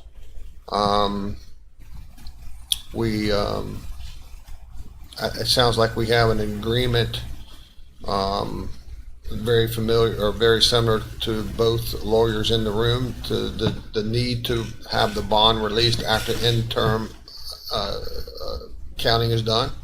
I can certainly, I can draft an order only after an interim accounting is filed, if that's agreeable to all parties. I can certainly do that. And I think that is agreeable. And I believe there was a couple other things that they're asking. Is that it? The will has already been admitted. It satisfied all West Virginia probate code requirements, and it has actually been recorded in the public record. So as far as finding or determining any kind of will validity, that's a moot issue. Well, I was going to say we're not ruling on that. Yeah, exactly. Right. So the nomination and I think that about does it for us. And do you see anything different? I don't see anything different. It's a pretty simple way to move forward. Will, is it necessary for the council to set a time for the interim accounting of all the transactions? I believe so. If it 30 days is stipulated in one of the orders, Sure. I think that is that reasonable. if that's agreeable to both parties, I think that would be certainly fine. Well, it would take cooperation from both parties. It will. It will. It will at least. It will take cooperation by both entities to move forward with an interim accounting. But once that's in hand, then action can be taken to release the bond as well. The quicker that happens, the better off it is for all parties. And for the council's education, even interim accountings need to be, they have a publication date as well. It's only 10 days, so we can publish it in the local newspaper, and just do a kind of a supplemental publication just on its own basis, so we don't have to go about trying to schedule with the journal on that. But it does need to be published by code. It needs to be published for at least 10 days before an interim accounting. The interim accounting can be ruled upon and approved by this body. So do we actually make a motion to for the bond release and all that, or are we going to go ahead and switch releaser from? I think the first thing we would do. I mean, if we do those two, Do we come back after the interim accounting's done and vote on getting that, or do we just do it now to contingent upon the release of it? I mean, if it's 30 days from now, can we just put it on the agenda and deal with it then? I'd prefer doing it that way. You don't have any problem doing it that way? Yeah, that's fine. That works.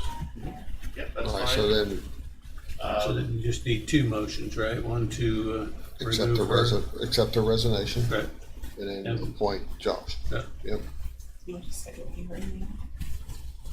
The 29th? You want to schedule a hearing now? I'll converse with the two parties to make sure, but if we want to do something in writing now, that would be perfectly fine. We can schedule later. I mean, just as long as we keep, Sure. I'm sorry. We may want an opportunity to review what's been done. I'm not an accountant, I'm not a numbers guy. We may want an accountant to look at it. So, she's got 30 days to do this. We should have a little bit of time to review it. May I suggest that we would then approach Mr. Lawrenson about getting it back on the docket, or at least not put us on the docket for maybe 60 days out, something like that. Why don't we just work with Will? And then once he feels it's reached the point where it can come before the council for resolution, and that's when we'll schedule it. That can work also. Mr. Coltrider, is 30 days enough time for your client? Your Honor, to the council, yes, if we get the appropriate cooperation with Taylor and Mr. Shida, we would give it very widely in the county now. Okay. Just have a few bits of information that they have that probably should be included. So I believe we can do it in 30 days. We'd like to have them implement this, I would think that we should be able to have the transfer included. That should be the time to do it. And That gives each of them 30 days, 30 days to review it, 30 days to have it done. That should be. And I think it's important, Mr. Taylor, that you made a statement that both Deborah and Josh has to work together on this, Yes, sir. okay? Sure. Absolutely. All right. Do we need to have them testify that she is willing to step down, or do we just go off what the attorney said? I think we go with the attorney. Okay. I mean, that's who's representing their client. And that's why no one got sworn in, because they are attorneys, and now if Josh or Deborah got up to speak, then we would swear them in. So, not unless I'm wrong on that, but I feel I am correct. You're correct, there's not an issue, disputed fact between the two. Right. Counting this out. All right, entertain a motion to accept Deborah Shiley's resignation as administrator. So move. Have a motion on the floor and a second. Any discussion on the motion? All in favor say aye. Aye. Anyone opposed? The motion carries, and accept the motion to appoint Josh. So move. Second. Have a motion on the floor and second. Any discussion? If not, all in favor say aye. Aye. Anyone opposed? The motion carries. I think that concludes our business here today. It does, counsel. Thank you. All right, thank you all. Thank you very much. Thank you. Mhm.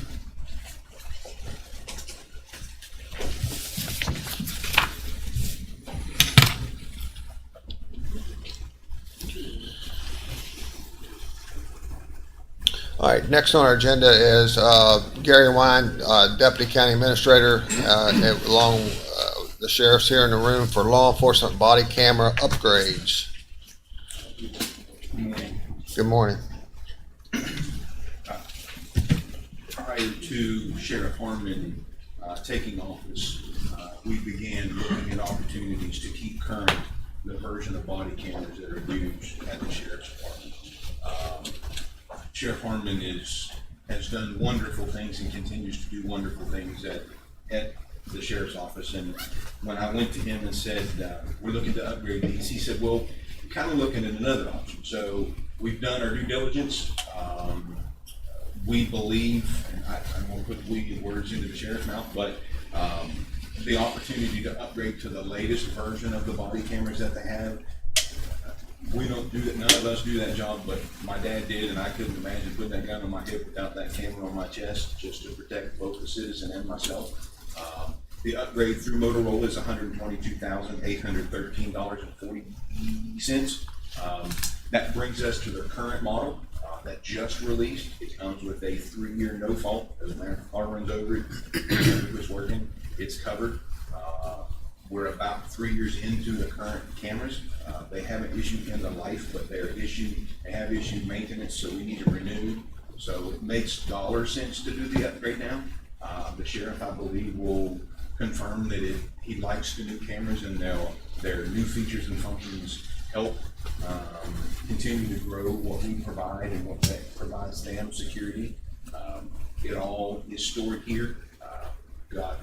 He shares his camera system with the prosecutor's office, so there's investigations and things like that. They sign it and look at it, so it's a good solution, and fractionally priced compared to replacement. So I don't have any, I can answer any questions if the sheriff has any statements, but it is an upgrade path, and it's ready to move, and probably could be in place in the next 45 days.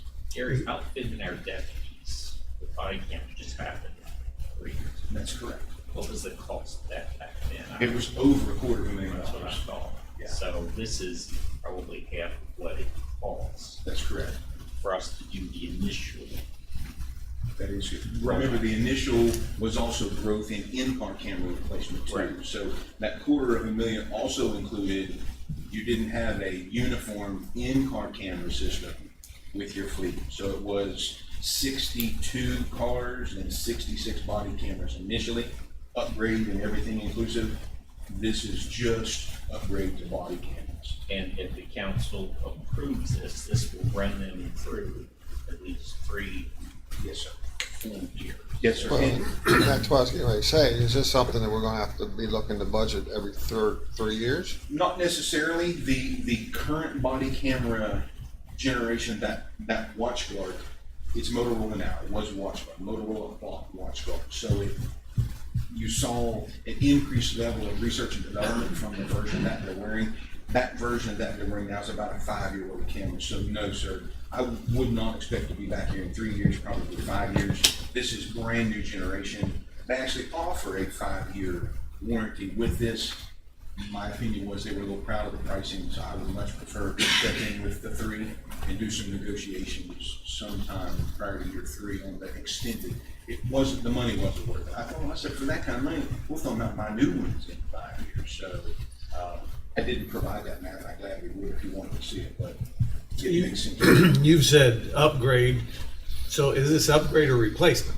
Well, it's an upgrade path to a new model. It's a physical replacement of the device, but it is an upgrade path from an existing. So it is a physical replacement. It is a Is there physical salvage, is there salvage cost? There are salvage costs that are included. There are discounts applied to this. So much. So it's a trade-in, is what you're saying. Trade-in is exactly. Matter of fact, we plan to keep some and potentially outfit his deputy reserves with that quantity of existing, right? So there's not only the physical license cost, remember there's the physical storage cost. When we talked about body cameras 3 years ago, remember this is a fractional cost of what it costs to keep them. That's the expense on the back end of this.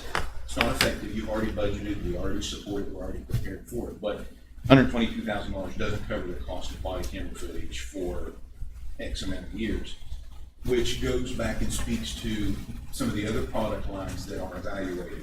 They provide what's called software as a service. You don't physically buy it, you never really own it. They rent that process to you, and it was about $800,000 for that. So not that our storage costs that much, but Berkeley County is fortunate to have a team and an infrastructure to be able to do this in-house.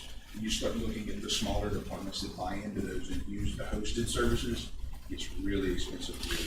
So is there additional cost to adding, so we're adding more cameras to the, to the amount as well, correct? Correct, and that's the quantity's unknown, that's why I don't have the price. That will be absorbed in our existing budget. I wouldn't come back and ask for that money. I want to say the license cost for storage, Mr. Delia, is about $130, $150 a year. So no matter what, we wouldn't ask for anything. If we in fact did push these down to the deputy reserves, And one of the other things we're looking at is an in-car mount kit for the body cameras, so when the reservist is in their car, they can put it in that, and it becomes a forward-facing car camera. And when they go to leave, they can put it on the person. They don't respond in emergency situations like the sheriff's department do, so they have that luxury of moving it, putting it on, doing their duty, and then putting it back. As opposed to outfitting a cruiser, a deputy reserve cruiser at $5,000 a car, just to have cameras. That doesn't, the model doesn't work. Right, so but there is an additional added cost that'll add to this moving down the road. down So, the road. I mean, you're gonna end up having more cameras. You will. The next time you replace, Right. you know, you're gonna have more cameras, continuing to grow, Right, so. and hopefully this model works. Hopefully we can continue to pass them down, right? So let's just say with 10 reservists, they want to provide the body cameras. We would just lose the discount on the trade-in. I think it's $100, honestly. And then the licensing costs on top, but those can be absorbed. I would share it for myself, one will make sure that we would come back and say, well, we moved these, now we need X amount. Right. And Gary, this is no different than what we just did with the upgraded technology for our handhelds. That is exactly right. Upgrading, we're deploying now the handheld Motorola radios and the in-car radios. The county council just invested the better part of $650,000 for the sheriff's department alone to upgrade those radios. And we're deploying as we speak. I have 2 people apply to that project every day for the next 3 months. So there's a big investment. Some of that technology got stale with the sheriff's department, but Sheriff Harmon, I'm not sure he knows the word stale. So we're moving along, trying to keep up with what he needs to keep his team moving forward and do bigger and better things for the county. You brought something up that I just want to highlight, and I may be incorrect on this, but one of the things we try to do is, or I try to do, we as a team, is to monitor our spending. 10 years ago, something of these 2 items of almost $1 million would have been part of the sheriff's budget itself, not IT's. That's correct. Okay. The county council has made a concerted effort over the last 10 years to take all technical expenditures and move them to the technical budget. That does not mean that I make those decisions. The sheriff helps with those decisions. I advise him technically, and he decides whether or not that's the right move for his department, be it the Clerk County Council. So I'm just an advisor. We work really hard to keep ourselves in line with the constitutionally elected officers. So I'm just here to support the sheriff. And I don't mean anything bad, Mr. Wine or Sheriff, but that's another $1 million that doesn't show up on your budget. You know, that's why I'm saying that. Yes, sir. We've invested a huge amount of money in the sheriff's department over the last 10 years, In the last 6 months, you've invested an extra $1 million. Oh, easy. I'm not asking to be recognized for it. I'm just saying, don't forget. That's all. Don't forget. No different than, no different than court security. I mean, that was part of the sheriff's budget at one point, and, you know. Gary, is home this just confinement. for the uniform deputies? This is, just uniform officers wear body cameras. Right, sir. How about animal control, Sheriff? They don't have it. Is it something that should animal control officers be equipped? Projecting moving forward, I would like that, yes. Then why trade in the cameras? Why not use them for animal control? Kind of my, We could just not trade, whatever's not traded, I can apply however, it's just discount. It's okay. Yeah. I mean, if you're getting this $100 might bucks. be, and I asked that because I already knew the answer. This might be a good opportunity to equip our animal control officers because we only have 8, is that right? Yeah, somewhere around there. So. With body cameras. So instead of trading in 66, we'll trade in whatever the number is. Right. Accordingly. I wouldn't stand here and ask for the funds to do that. We can absorb those funds. We only have 6 animal officers. We've recently ordered the new cameras for the day. Home confinement officers. So they'll have that. I was going to say, I was thinking about that too. Yeah, they're already, and Motorola, we work this as a project. So even though that's not inclusive of this number, that's a different budget, it's already taken care of. They're priced along with the 66, so we got the discounts. You have to. So I trust you keeping a couple extra since those are going out of warranty, that you have a couple extra. Sure. And it only makes sense with those, Dan, that we buy them, let the warranty expire and keep a couple extra. Right. Warranty, just For swap $100 a them. piece, yeah. Right. Yeah. That's how we did it with the radio. Right. All right, entertain a motion for upgrading the law enforcement body cameras for $122,813.40 To be funded out of this fiscal year's budget. out of AT's budget, current budget. Now, it will not become, it'll have to come out from contingency. Ah, This will require additional funding. okay. Please, Huh? please. I was watching him, I was like, one of us needs to say that, sir. You know, I'm asking for 122,813.40 out of this year's contingency. Now, this will require a transfer of funds. Sure. Please. All right, entertain a motion. So moved. All right, we have a motion been made. We got a second on the floor. Whatever. Any discussion on the motion? If not, all in favor say aye. Aye. Anyone opposed? The motion carries. You have law enforcement total vehicle replacement. So this time I stand here at no fault of the deputy. And as Mr. Davis can advise, the fault was on the other driver, and our insurance company is working on that process right now and getting that money's back from the We're other. subrogating against the other Our body. subject against them. It's a 2018 Explorer at 40,000 miles on it. The total salvage price was 20,000 and change. They offered it back at 6,000. Alan and I said, we'll take it. We have 13 twins to it. So we now have motor, transmission, full driver's side, cargo, hood, everything. Well worth $6,000. So And the majority was body damage. passenger impact, on- all airbags Right. deployed. The skirts deployed, steering wheel deployed. It's well paid. How's the officer? Officer Yost? She's doing well. She's doing well. We call her frequently and she's in good spirits and looking forward to being back. So you said the value of the vehicle is what? They gave us just almost 21,000 and $6,000 was buyback. So, So we'll get the difference between the 21. 20 and 6. We're gonna get a check from WB Core. We could have signed title over and got 20 and change.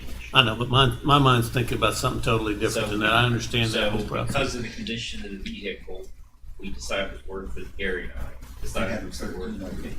So we'll still get a check of 20 less the 6 that we agreed to buy back. Of course, we'll still get a check for about 40.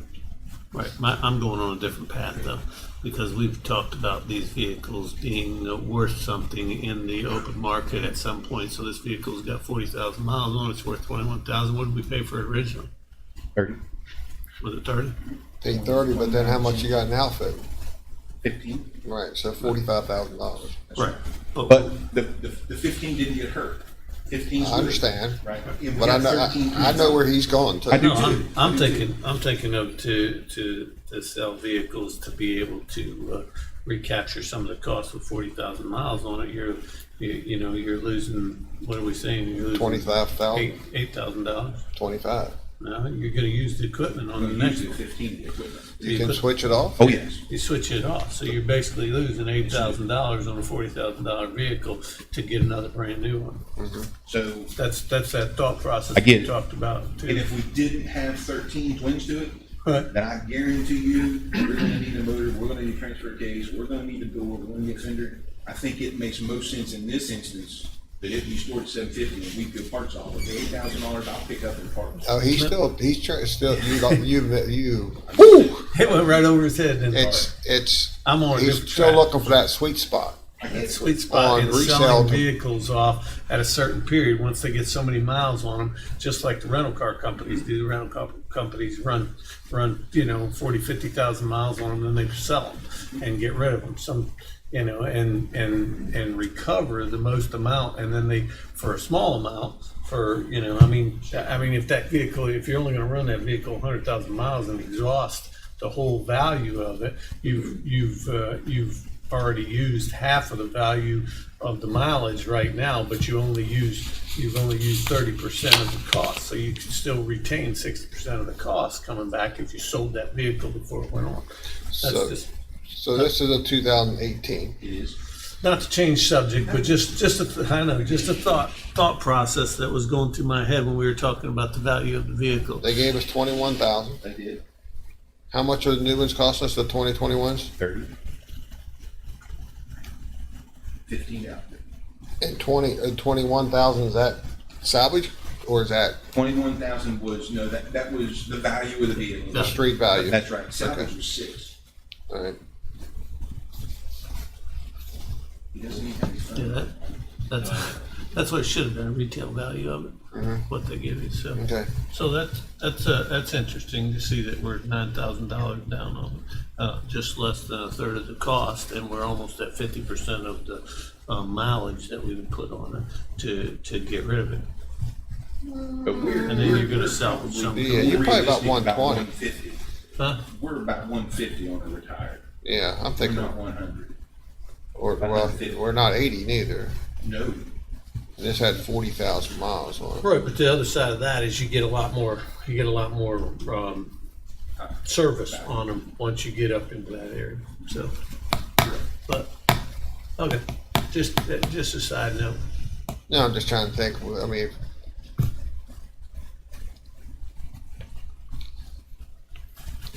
yours and my proudest vehicles have 273,000 miles on it, so we don't get rid of this crap. I got one's almost 300,000 right now. You My know? son just bought one the other night, had 207 on it. You think it's brand new to him? Yeah, I got one. Okay, so we need a motion to add another vehicle to the order that we already have, which is up to how many now? So we're at 30, right? So what we have already asked if we could add it to that order, and it's in line of being it's in production. We can't add it. We can order an additional one. The bid is within 6 months. They'll honor the same price. So what we're asking is to make a new order using the price of the last bid. Tracy already did it. It should And be. this is something that we'll be bound straight out because we got the insurance check as well, I guess. It's not part of the payment plan. No, it wouldn't be part of it. So Alan is about to receive $14,000. We're only gonna have to pay half of it. Right, we're gonna need cash.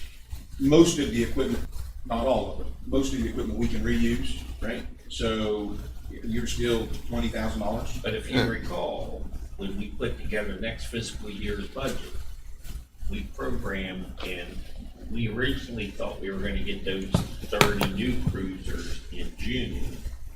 We've been told that it'll probably be May, which means in Some of them April. Did you see the sheriff? He instantly looked at me, are they done yet? Which means in April, we'll have to work with United Bank to get financing arranged for, So some of that would be coming out this year. well, we may be making a payment in June, we're okay, we got that money. But when we were setting up our budget for next fiscal year, we broke it out by loan number 1, loan number 2, loan number 3, which is already in place. We projected what loan number 4 was going to cost us, and then we built in an additional $100,000 to deal exactly That with was your idea too, sir. by the with way. this situation. So by the time, Wait a second, sheriff's here, he's got a gun, don't make me look bad. That was good. You built in. so by the time that this vehicle that Gary's requesting today comes in, it will be in next fiscal year, and that's a long way of answering your question. Yes, we'll pay cash for that, All right. which is already budgeted. And my only other question goes over to Anthony, the legal counsel. About a month ago, I'm pretty upset about the value that we're zero getting for the outfitting that cost $15,000. Are you making any headway on that? Because that's part of it. To me, I mean, if we talk about this, if you, and maybe it's a different type of insurance, but I don't think so. But let's not use motorcycles because that is a little different. But in some cases, but trucks.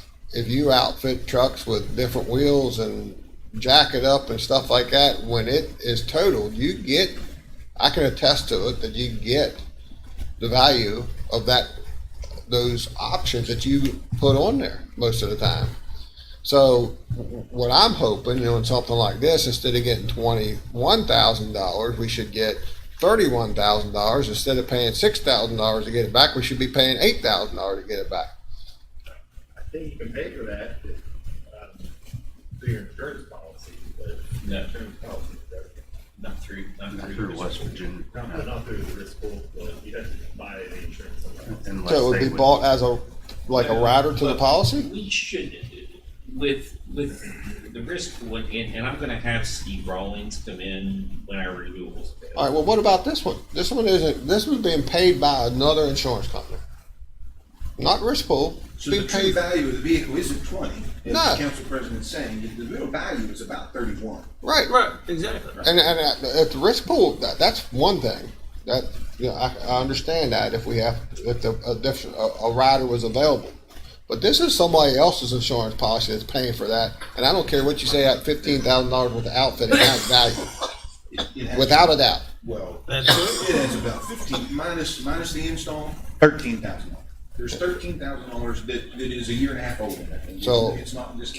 So I'll say again, Anthony, I expect something to be done about it because we're being shortchanged, and I expect it to happen on this one. We can make a claim against the at-fault insurance Right. for whatever the value of 13. Now, I think you include labor.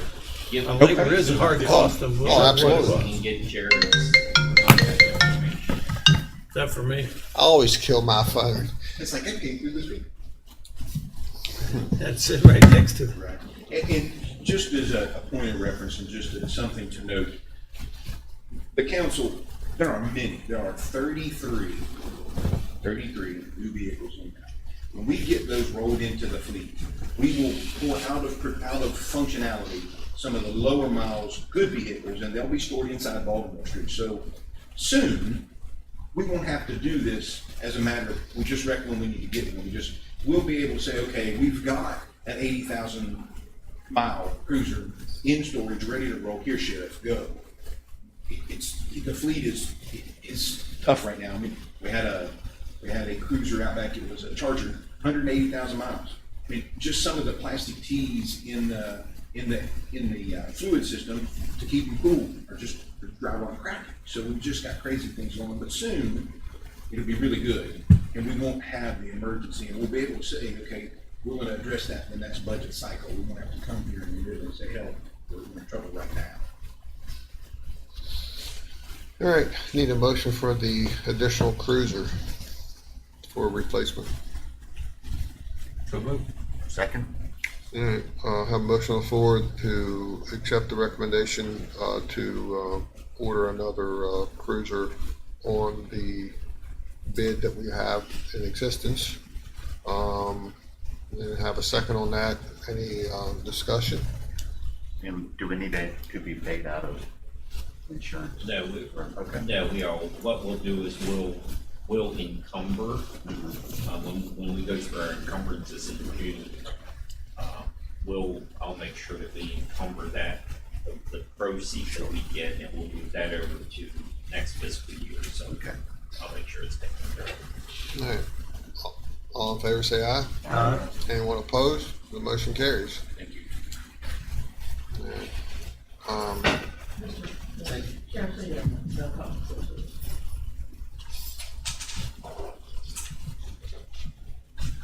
All right, next on the agenda, we have the Mall County Clerk and Jerry Wine, Deputy County Administrator, discussion of elections and voters registration, but you sounded like you was talking about something else too?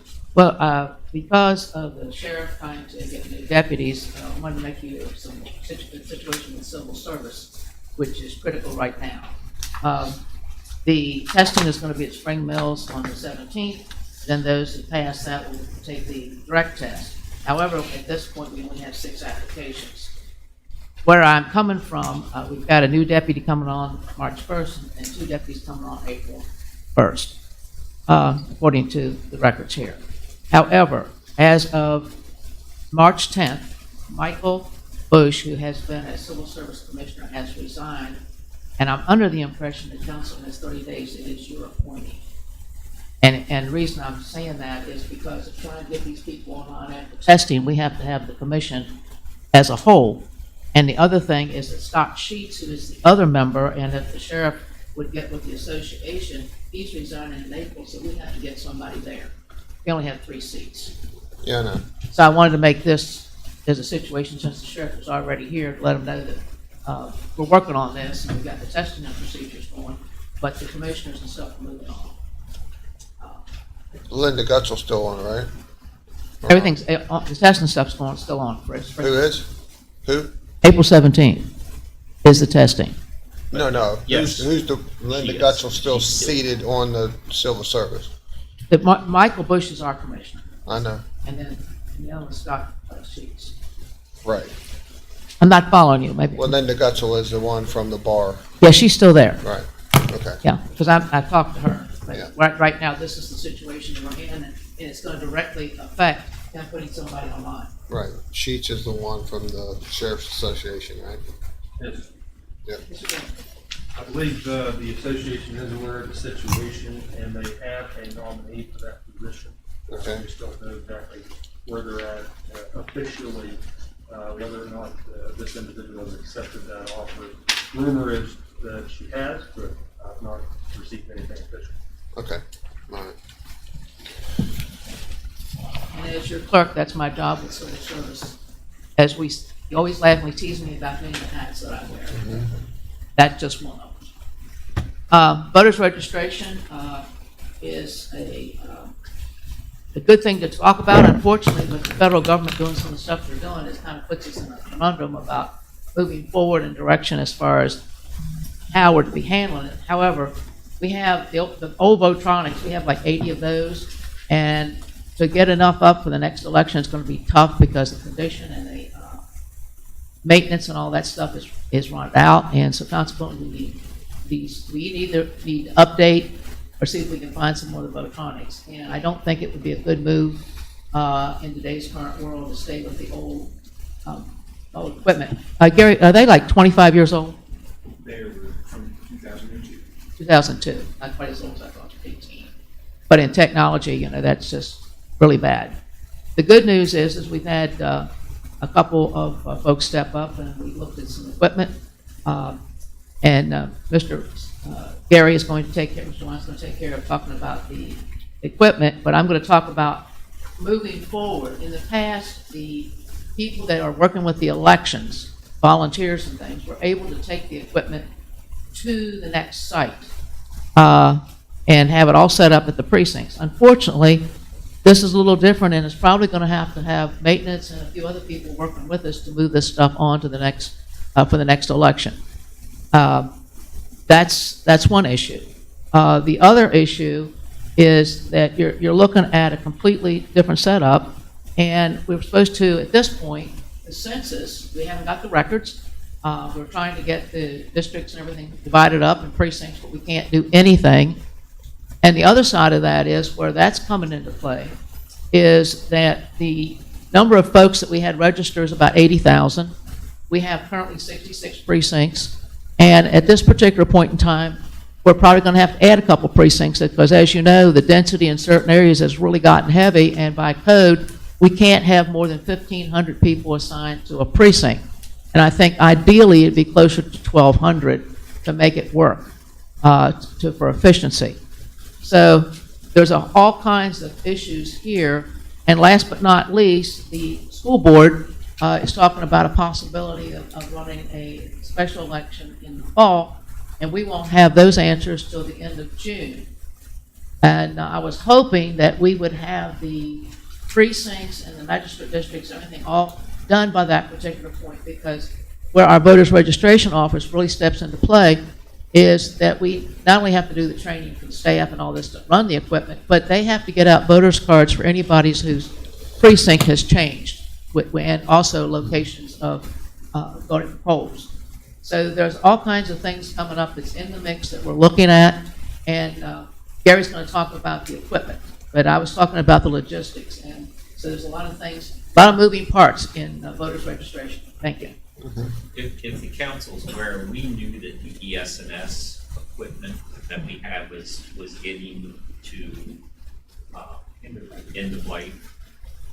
We had the opportunity, probably within the past 2 or 3 years, to purchase some used equipment from another county. We actually sent our facilities folks up with a box truck in Boone County. So we purchased some of the equipment because they went through this upgrade. But we knew that this was coming. We did have some issues this past general election. Fortunately, we had some of those voting machines in reserves, but I'm not sure how much longer we can continue to piece those machines together.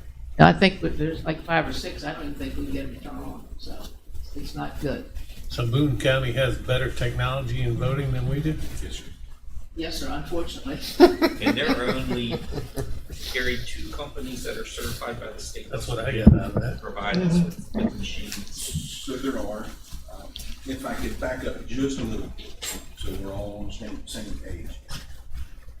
There's 2 things at hand here. One is information from the clerk. You are all, like I said, you were all involved in the redistricting efforts back in 2010-11.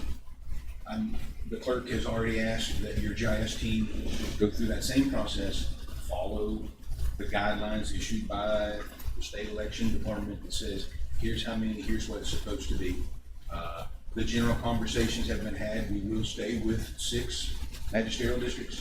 What we need to do is read all the magisterial lines, ensuring that the population is divided within the magisterial lines. Then we draw the precincts inside the magisterial lines to make sure they're all equal based on population. And then we find polling places inside the precincts to say, here's where you go to vote. It's all done by the computers, and it's all done by the census data of 2020, of which we do not have yet. We could move forward just knowing by sir, go ahead. No, I was just going to ask. Sounds like a huge undertaking to get done before a special election in the fall. It won't be done by a special election in the fall. However, we would want to get it done and have it ready to go for the primary the following spring. The following spring. So that's fine. That's fine.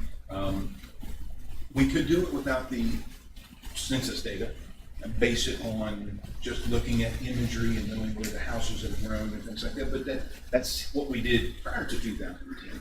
It worked really well in 2010, and I was directly involved and could speak honestly in front of this mic and the internet and anyone who asked that politics weren't involved, and it was done to put people in the right place. And if you look at the Valley District, it starts where I live up on Mountain Lake Road and goes clear down to Jaredstown through Inwood and touches the Jefferson County line. We had to make it that big so we could get enough people in that magisterial district. So we'll do it the same way that the clerk has asked that we do it. So as soon as that census data comes about, the clerk and my team will go at it and ultimately be back here saying, here's what it looks like now. Anybody have any questions on that piece?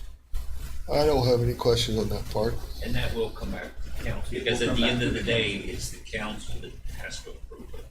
It will. We'll be back. All right. So sir. Voting machines. Voting machines. So let's talk about voting machines and the iVotronics that are here, that are dated back to 2002. They're still supported and have maintenance. However, parts are thin and they are absolutely being retired. They're gone. If you would see the chaos involved in a Berkeley County election and keeping those things working, the taxpayers gets punished, voters personnel gets punished, and the contractors that you pay to go out and run parts around, it is not a good thing. It's bad, to be honest with you. We knew, as Alan mentioned, we knew 2 years ago that the day was coming, and that's why we got the donations from Boone, and if I'm not mistaken, maybe even Kaiser, it's Mineral County gave us some. It wasn't like they needed them, they had upgraded. There are 13 counties left in the state of West Virginia. 3 large ones, us, Raleigh, and Mercer. Those are both much smaller than us, but of all the rest, those are the 3 of the 13 that are not current with the new voting systems. Up until this year, there was only one option for voting systems, and the Secretary of State blesses those. They just can't never go through this process. So there are two certified vendors, the Secretary of State. One is Hart Intercivic, and the other one is ES&S. We have been a customer of ES&S, I think, since 1998, so well before that. And we have an upgrade path to their product and their new product line. But we went ahead and exercised the process of interviewing both vendors and looking at the products they had. The county clerk staff and the county clerk have seen them and seen how they work. The ES&S upgrade to what we have is 1.335, so $1,335,830. The other vendor, their proposal was 2.1 million, 2.160730. We have a couple options. We could write an RFP and publish it and receive sharpened numbers to those, or we could upgrade our current product and go with 1.335,830. So there's the numbers we're talking about. Clerk Monk alluded to changes in the process. Back when we got these, it was get rid of paper and let these cool computers take your vote. The public doesn't want that anymore. They want paper. Paper's back. It's part of the process. Both of these are paper relative processes. You end up with a piece of paper that has to come back from that polling place that you end up as part of the audit trail of this. So remember with the electronics, when you hit it, you can look over here and see inside the window. You're going to get something now from that machine. You walk over and stick it in the ballot box. It's quite the change. So the days of... So that's a check and balance, you mean? It's a check and balance. That is an industry standard in today's election world. No control, that's what it is, that's... Hanging Chad. Please, no, but yes. Let's hope not, Dan. But this process used to exist where your poll staff would come in, get their stuff, take it out, set it up, and do it. When they took it out, these things had stands with them, and it was all inclusive. That all was gone. You don't have that anymore. Now you have to make provisions for tables. You have to make provision for paper. You have to make the provision for the boxes. Many counties are contracting this work. You just can't do that. You got a contractor on election day. So Elaine was kindly saying she's going to need trucks, trailers, and humans to deliver this stuff. The night, or the morning of the election, the day before, and then pick them up after the election ends. It's no longer going to be voter registration. You come in, learn, you come get your stuff, and you go out and you bring it back. They'll still do a piece of it, but they can't. No way. Cars aren't going to do this. You have to send tables. You have to buy tables, unless the polling places have them to learn. And some may, and some may not. Yeah, a lot of them. She has a lot of logistic stuff to get done before the primary is done. It's big. But knowing that the new technology that's there, that's driven by the changes at the federal level that the Secretary of State's office has blessed, creates an opportunity with these two options. We can go out to bid knowing that we're going to see numbers between the two.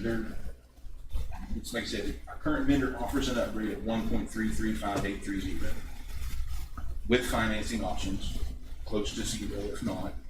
Or if we truly want to go out to bid competitive bid and get these two numbers back from each and potentially switch, I can tell you that the Hart Intercivic is a new entry into the process, and they have no customers for us.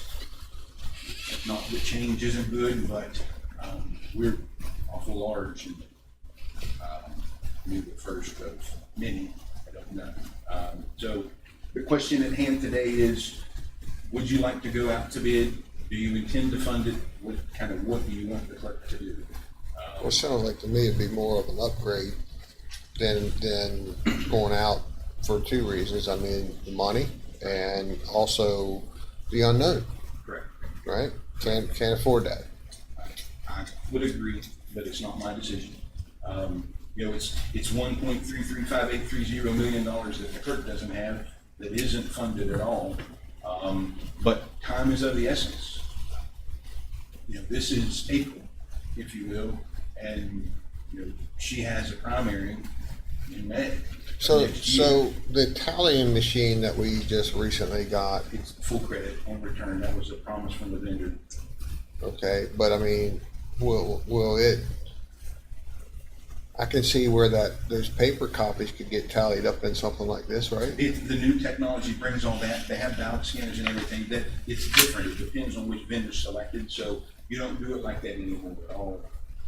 When you take that ballot and you give it to the box at the precinct, it actually looks at it, reads it, calculates it right there. Okay, It's different. so it's not a cardboard box?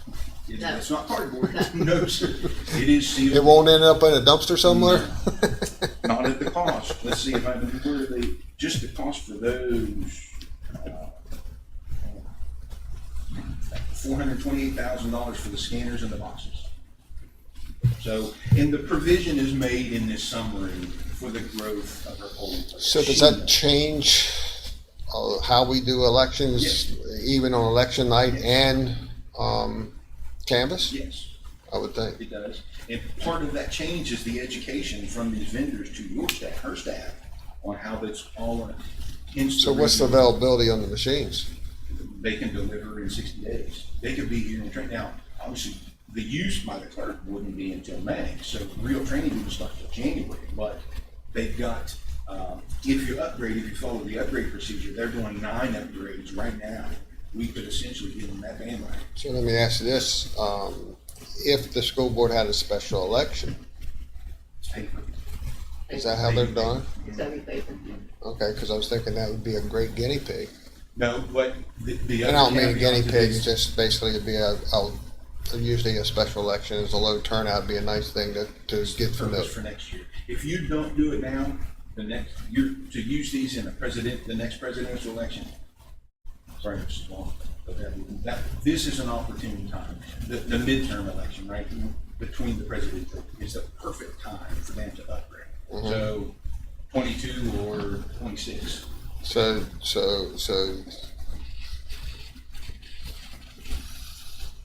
Doesn't the city even use older, a machine that had, didn't they use? Yeah, they use But what they use That's in, them. Well, Huh? we just got rid of the machine you're talking about. yeah, they were using, not this last one, the one before it, Well, but they used, they don't use that anymore. In fact, the only reason we even kept that is because they did use it. but that was even older technology. It was, and they don't use that at all anymore, so and it might have been, it hasn't been that long ago, we had that declared surplus and we got rid of it. So yeah, that machine is, Right. that's an old Albatross machine too, that's been around forever. But they're using all of our equipment. So the question really at hand is if the council, if they want to follow the path of upgrade, we could work on the final price with finance options, final purchase options and come back. But we didn't want to go any further until we knew what the pleasure of the council was. you know me, the first thing I'm gonna say is, well, I need to know the terms on the financing. Right. Yeah. He said zero. Well, he said maybe zero. I heard it quite Guaranteed clearly. under- guaranteed He said under 2. close to zero, but not, might be able to get guaranteed me zero. under 2. Under They 2. guaranteed me under 2. I said, we can get bank qualified. And they said, well, we have seen 0 in many instances. I said, well, our credit's pretty good. But the market, I don't know. They didn't know. Are they thinking about how far they think about spreading it out? I assumed 5. So that's what I was hoping for anyway. I assumed 5. Want longer? No, 5 would be good. We have checked with the West Virginia Secretary of State's office. They actually receive a small amount of federal money to use as grants for voting machine upgrades. That's been expended for the current fiscal year and already committed for next fiscal year. You would think there, and that was it, I'm getting at, you would think there'd be so much money out there to upgrade There the is- way we do our elections. Huh? You get ready to get a check for it. It's infrastructure. Uh-huh. It doesn't have water or roads, but it's infrastructure for voting. Maybe. Yeah. Depends on when they give Is there an they're giving a opportunity description to out on what lease we this can. equipment? That's one, lease purchase. Yes, sir. Finance lease purchase. The true lease, probably not, because we're gonna use it a lot longer than the lease will expire. I just think about the technology as it progresses? It you'll be able to does. keep up? This does, but typically we can't move at a pace Berkeley County likes with this stuff. Eddie. We have to follow where the state has, and I think they purposely hold it to a certain standard. So it's not going to go as fast as what. Well, if we're borrowing stuff from Boone County, we're not too far ahead of the curve here. Let's be straight. Yeah, thank Well, you know, Mr. Bentley would have something to say about that. Right now, he's at home swinging his foot on the chair. So we just need some direction. I mean, we're not asking for approval, but just some direction on what you'd like to see us do. All right, here's my suggestion. I think we need to upgrade rather than replace because of the money, and it's been a proven technology, right? So I think I can go out to say that, not that I'm trying to put pressure on you, Mr. Wine, but I would think that the best thing to do is to take your recommendation at 0% for 5 years if they can make the deal happen. If they can't, then tell them we'll have to think about it. Sounds reasonable. Is that you're asking for direction today? And I would also recommend to the council because the perception will be that we're going backwards from electronic voting to paper ballots. But I mean, knowing that that's Well, it's still electronic, but it has a paper trail. Right, that's correct. So I would recommend to the council before you made a commitment, actually have them come in and demo. Let it downstairs. Go downstairs. Yeah, we can. I mean, know that there's no option that There this is, process. right. No, it is what it is. And the people have asked for that. It wasn't the computer people who were mistaken. You know, the public said, hey, we've got concerns in the voting process and we want to see it. They I can't changed. imagine there's concerns in the voting process. But this way, at the end of the day, this body's the one that's gonna get, and this is small, it's gonna be the ones that get the questions. At least they will have seen how the upgraded machines work, and they'll have a better understanding on how to. We'll plan back next Thursday, the council, either at break or before, or after, or recess, they're here. You can go down and see them and walk them through the process. We'll have them come do it. Absolutely. Great. Sure. All right. I mean, we're going back to paper budgeting for the council. No. Thank you. All right. Anything else? That's it, right? The big thing is I hope that we get the census data as soon as we can, because effectively in January, with all the people that register to run for election, all the districts and stuff have to be defined by that point. So I'm hoping they've worked faster than they have. One other thing I wanted to show you is the Berkeley County Clerk's monthly income statement to show you how much money that goes to the courthouse. A lot of people see folks sitting around, they don't have a clue at what's going on. So here's a flyer to let you know. Trying to update you as to the projects that are going on in the courthouse. And also the number two is the fact that transfers are slowed down a little bit. This talks about Berkeley County Clerk's Office, and it has by the week money coming in, and then the monthly total at the bottom. So January we took 645,000 in. February we took 538,000 in, and I don't have March's total. But things seem to be slowing down a little bit on the real estate market. Transfers. However, in this mix, we have weddings. I think weddings right now in March has been a hot item. 4 and 5 people applying a day, so that's good. And we have births, we have deaths, we have deeds of trust. You have people coming in trying to get plats, deeds and things that they need for other things with estates, looking up genealogy. So I just wanted to give you a scope of funding of how much money comes in across that desk, on a weekly and daily basis, and goes to the bank every day.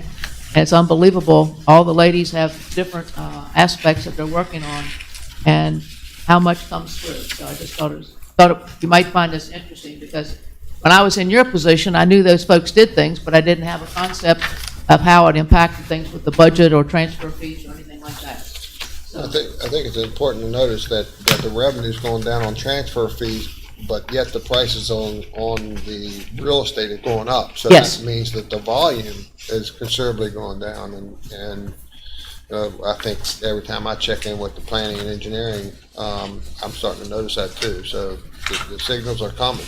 Right, and I also was told by one of the realtors, if they have houses, particularly that's along the line of smaller type that seniors would like, maybe only a 2-bedroom, something of that nature, 1 floor, et cetera, they can't keep them. If they end up having a house of that nature with that description, they've got a waiting list of folks that are downsizing from the little bigger house, but they've already got the bigger house sold too, and then waiting for the smaller house. Yeah. So, thank you very much. Thank you, Ms. Mock.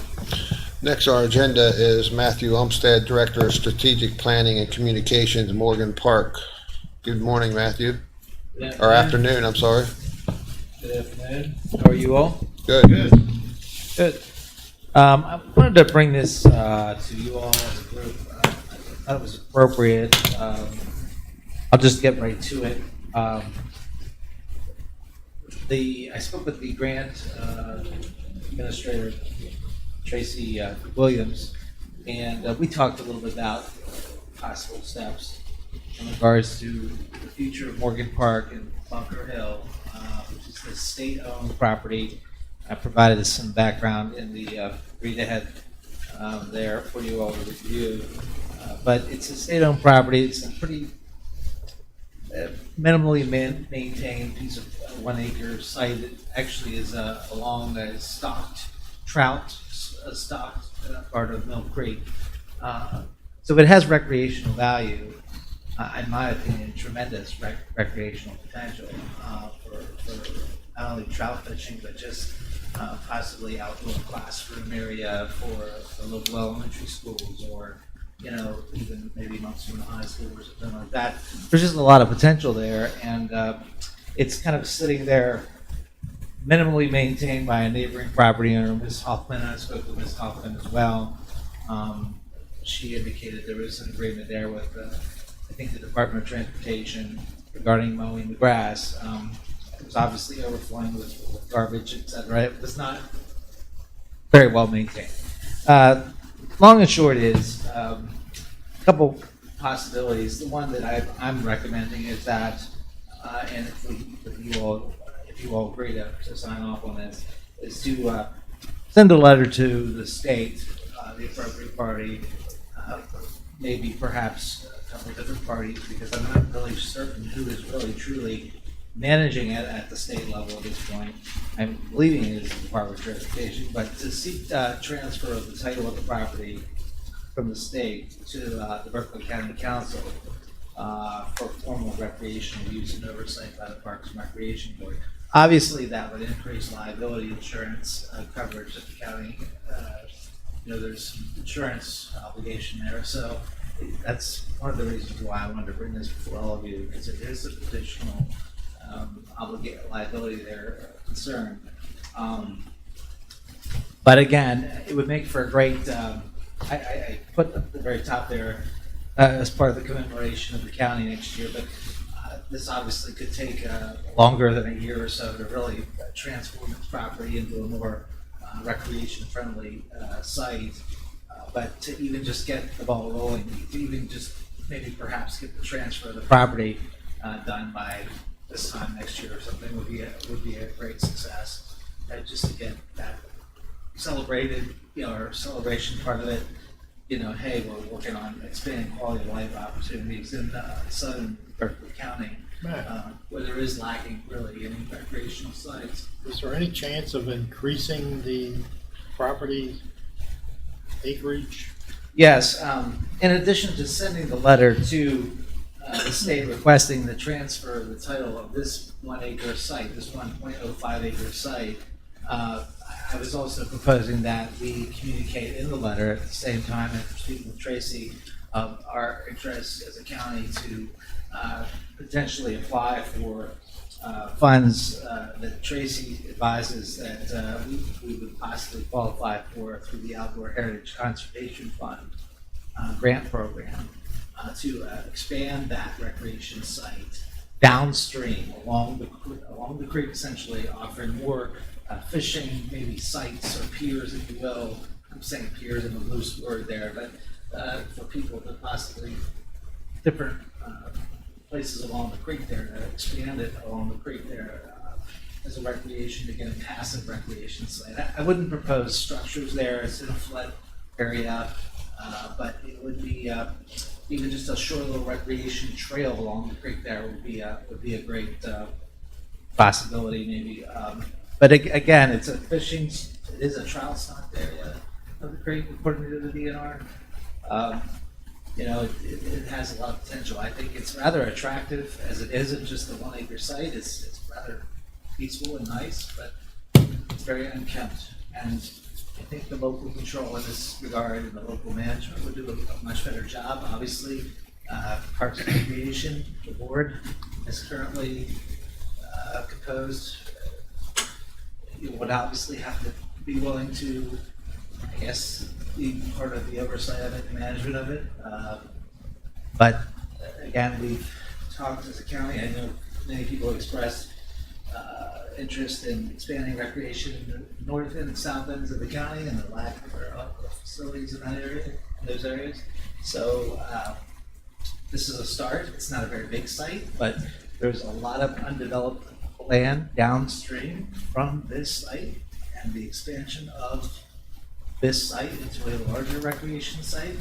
There's potential opportunity there, and I would recommend that we explore that as well. But When I used to work for the Department of Highways, one of my duties was to go up there with a push mower and mow that. Is that right? Yep. I did not know that.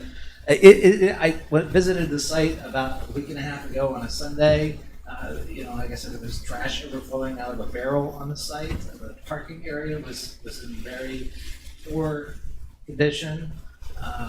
Is anybody else there? Huh? Is anybody else there? There were 2 little children, probably no older than 8 years old, playing along the stream with maybe a parent.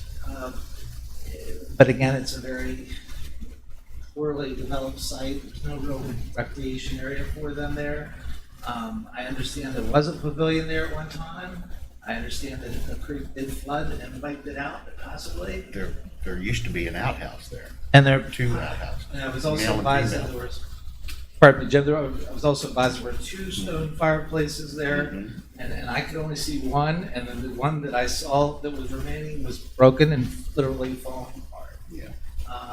Even the monument that the Republican governor Morgan, who was a direct descendant of Morgan, even that monument, which will be 100 years old in 2024, which is really not too far from that. Even that monument needs a little bit of TLC, and it can just, in the signage there could be improved as well. But I think there's a real enormous opportunity, and it's just a matter of what approach we want to take with the state.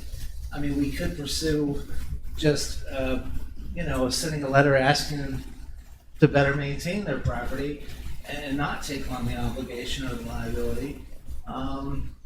But I'm inclined to ask them for a transfer of the title and pursue a local solution that perhaps has more long-term vision and more for a much even larger recreation site there. I think any time that we can improve and increase our green space along a creek or a creek, in stream, Mill Creek being one of them. It's always relaxing on a hot summer day. It's always feels like 8 to 10 degrees cooler along the water. So I think Matt's asking for directions to move forward on having discussions with the state of West Virginia to acquire the transfer from the state of West Virginia for Morgan Park, and for it to fall under the county council's umbrella of properties and parks. Is that correct? Yes, that's correct. I mean, it's really a policy decision, really, as to whether, one, is the county interested in taking title to the property? That's the first question, really. because that would be the initial request to the state. Do we want to do that, yes or no? If we do want to do that, then the letter is going to basically state that, we respectfully would like to take transfer title of this property, and we have a vision for it locally, and we possibly want to apply for some state funding to help expand it. Because again, I do see an opportunity there. The land downstream is undeveloped. There is no structures in that vicinity there, at least for maybe a good half mile probably. So there is potential. And then the second, if no, then do you want me to send a letter to the state asking them to do a better job in cleaning up their property and maintaining it? And I'll note for the record that the deed, I put in one part of the deed that's filed in 1924, and it's in italics there in the first page, that notes that the state agreed to erect a suitable fence adjoining the grantor's other property, and that the grantors being the tabs that sold the property to the state. I didn't see any fence down there. For what that means, I don't know what value that holds to this day. I have no idea. I'm not a real estate person, but that would imply to me that there should be a fence there. It imply to me the state is responsible for some sort of orderly upkeep of that property somewhere. All right, so, what's the direction? What, Matt, to move The forward? property's pretty much surrounded by Donna Huffman. Mm-hmm. Donna Huffman does own 3 to 4 parcels downstream directly. Right. And I spoke to Donna for several minutes on the phone. We had a very pleasant conversation. I've known Ms. Huffman for a long time. Very, very good relationship with her, she and I. And she had indicated that she had at one time had some development plans for the property there, but never did actually follow through with them. And kind of indicated to me, I don't know, she didn't express any confidence, but she kind of indicated to me that she didn't currently have any development plans for that property currently. Mm-hmm. All right, everybody okay with having Matt to move forward with his thoughts on Morgan Park? Absolutely. I would recommend that you let Matt tell the correspondence for the council president's signature. Okay. And you want it framed as if we are asking to take title of the property, or? I assume that's what we're saying, yes. Okay. We'll have to decide. Okay. All right. This is one of the old highway roadside parks for lunches, I picnics, think that it's type of thing. when you 1924, travel. right? Right, 1924. 1924. Right. The act of the They're leg- throughout the country. Elaine was there. You have to understand, that's the only state park in Berkeley County. The act of the legislature, I don't know whether I attached that or not, but it does provide, the legislature did pass the law in 1923, and the governor did sign it that year. And of course, it was obviously a political thing probably because he was a direct descendant of Morgan Morgan, wanted to recognize his relative long ago, just like that leap. But this is one, and I don't want to vary off the agenda, but there's a second project on the north end that also I'm looking at. We'll probably be back about that. Dan touched on something neat. I mean, it would be a very small car show, but I mean, that is a roadside park in 1924. It'd be neat to see some old antique cars go in there and use it for its intended purpose, And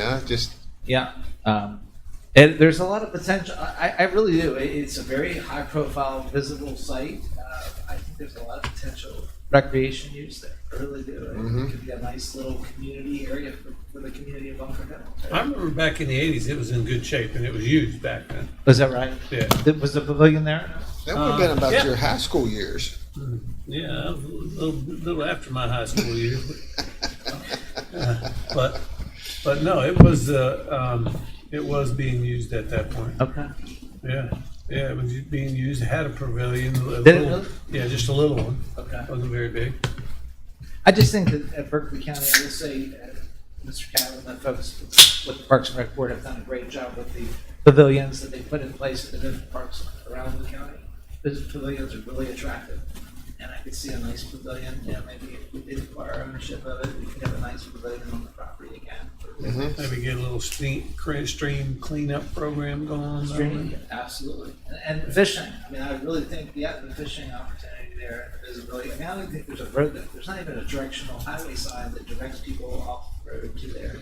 Don't even know it's there. Don't even know it's there. Well, you don't know it's public property, that's put Don't it even know out. it's correct. Right, and it appears to be part of the old High station. I Right, remember when that was the High's gas Yeah. station. Yep. All right, thank you, Matt. Thank you. All right, Mr. Davis, State Budget Revision Number 10, Fund 001 is your first item. Yes, sir. You have in your packet proposal for state budget revision number 10 to the general fund. Since you did the state budget revision at the end of February, we've received 35 checks and ACHs totaling $291,347. Of note is we did receive 15 checks for payment of IT services totaling $59,689. We also received an ACH from the state of West Virginia. We continue to receive some reimbursements for some of the capital equipment that we purchased for our Department of Emergency Management. But other than that, it was just routine checks primarily for grant reimbursements through CARE grants, through our QRT reimbursement through Berkeley, Morgan County Health Department, and some other things. So it does total $291,347, recommending that $10,000 be placed in the county clerk's professional services. That account currently has a deficit balance. Mrs. Malk and I met earlier this week and talked about that. Also $1,000 into the county clerk's taxes and miscellaneous fee account. Again, that account currently has a deficit balance. And we have built the money into next year's budget to take care of the professional services that are required to actually maintain our general ledger and finance. The $59,689 would go back into the IT department supplies and materials, $10,000 in engineering. We would be moving $63,055 out of contingency. We would be placing money in the law enforcement overtime account to the tune of about $100,000 to not only create the deficit that exists, but also fund future overtime. And again, I know that the council discussed that with Sheriff Harmon, so that's making good on the commitment that the council made to him. Several weeks ago, you made the decision to move service of process employees from departments, the administrative employees from Department 700 Law Enforcement to Department 701, and that's at the same time we moved the two additional deputies out of contingency over to 700, so that now law enforcement has 62 uniform positions. Proposing that we place $118,016 into 701, that reflects the move from the administrative folks from 700 to 701, but also the 2.5 new positions that you authorized for that account effective March 1st. $20,000 in emergency services capital outlay account. Again, as part of reimbursement, that account does have a deficit balance and correct that balance. $5,697 in central garage insurance and bonds. That actually reflects claims payments that we've received from the risk pool for auto claims, and then finally $30,000 in your mental hygiene account to correct deficit balance and for future expenses. Just so you know, the law enforcement overtime account as of 2/29, the deficit is $53,916. Expended to date $267,077. So The $100,000 hopefully will get the sheriff through this year, but we'll keep an eye on that. All right. Anybody have any questions for Mr. Davis? Entertain a motion to approve state budget revision number 10, Fund 001. So moved. Motion been made and second. Any discussion? If not, all in favor say aye. Aye. Anyone opposed? The motion carries. Next on the agenda, revisions to policy IC9, employees running for or holding elective office. Yes, sir. If the council will recall, in the fall of 2019, actually late summer, early fall of 2019, you requested that we prepare, meaning your legal department and I prepare policy number IC9, which is employees running for or holding elective office. At that time, there was some discussion between your deputy legal director, Andy Blake, and I about how far-reaching the policy should be. In an opinion issued by Mr. Blake after you adopted the policy, we talked about the Hatch Act and prohibited political activities, and Mr. Blake made a point, and just to read you portions of the policy. And if you'll recall, he was of the opinion, and Mr. Blake had been the city manager for Ranson for some time. Ranson had a policy where they just flat out prohibited employees from running for political office, and that was kind of his stance, and the council wasn't ready to do that quite yet. But in his correspondence, it says the council may, one, to ask the employee to either resign from his position or withdraw as a candidate for partisan office. As more county employees are paid by federal grant funds, the provision of the Hatch Act may become more pertinent. While the penalties for violation of the Hatch Act are attached to the individual, the consequences of not being able to qualify for federal grants and funding to cover salary expenses fall on the county council. He goes on to say that Berkeley County Policy IC9 does not prohibit a current county employee from running for political office, either partisan or nonpartisan. Generally, the majority of county employees are paid from general funds in whole or in part, and not federal funds. However, as the county obtains more grant funding, an increasing number of county employees have the potential of being paid from federal grant funding. Many organizations have adopted policies prohibiting current employees from being a candidate in an election unless that county resigns first. West Virginia Code 7-17-15 already prohibits deputy sheriffs from being a candidate for or hold any other office in the county for which he or she is employed.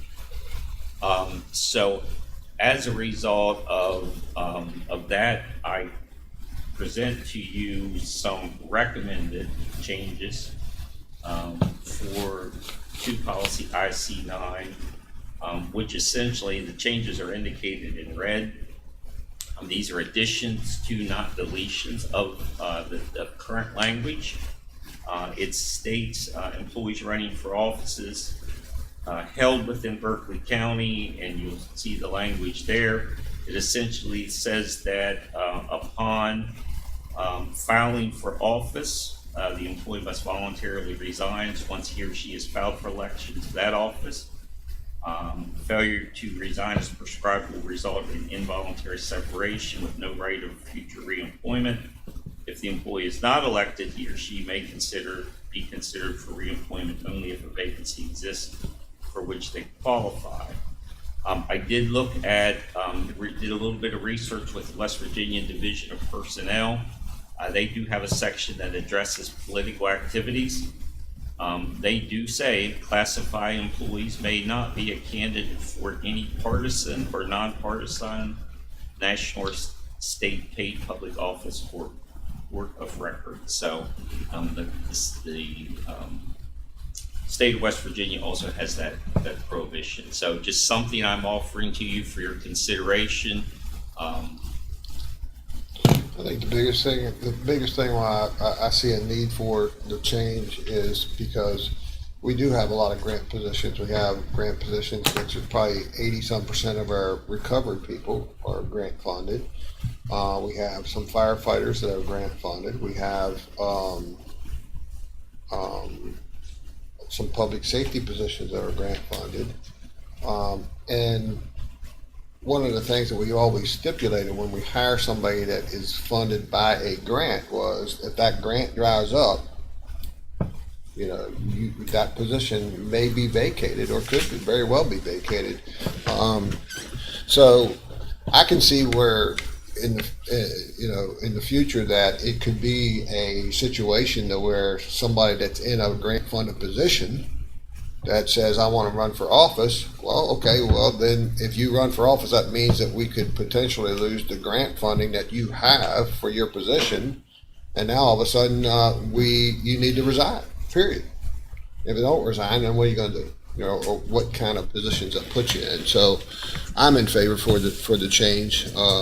If you all want to have a discussion on it, we'll have a discussion on it. Well, and I agree with you. I agree with you, but I also can see when you're running for a political office that some decisions may be difficult for people to make without considering their office that they're running for and their political aspirations of what their daily duties are.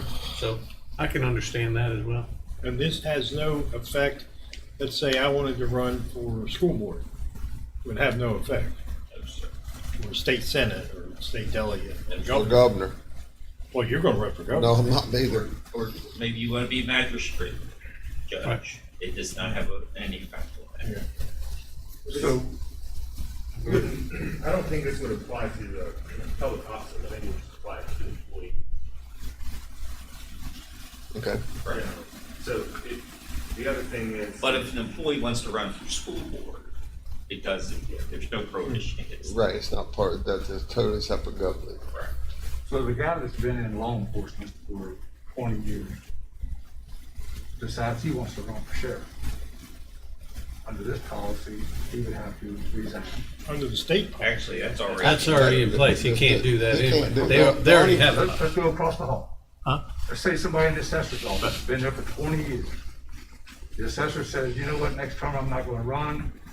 Got this person's got all this institutional knowledge. So you know what, I think I would like to try to run for that. I don't agree that they should have to resign. It's not a grant funded position.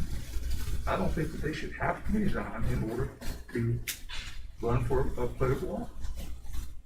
I just don't. I think it's, honestly, I think it's suppressive.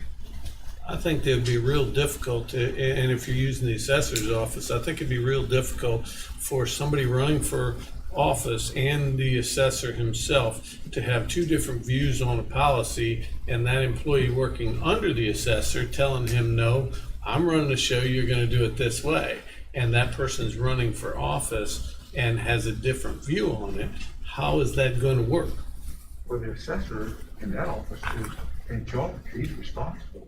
That's If what you I'm don't saying. wanna do what I tell you to do, then you'll be removed. But that's what I'm saying. That's where the difficulty I can see happening there with that example you're bringing up.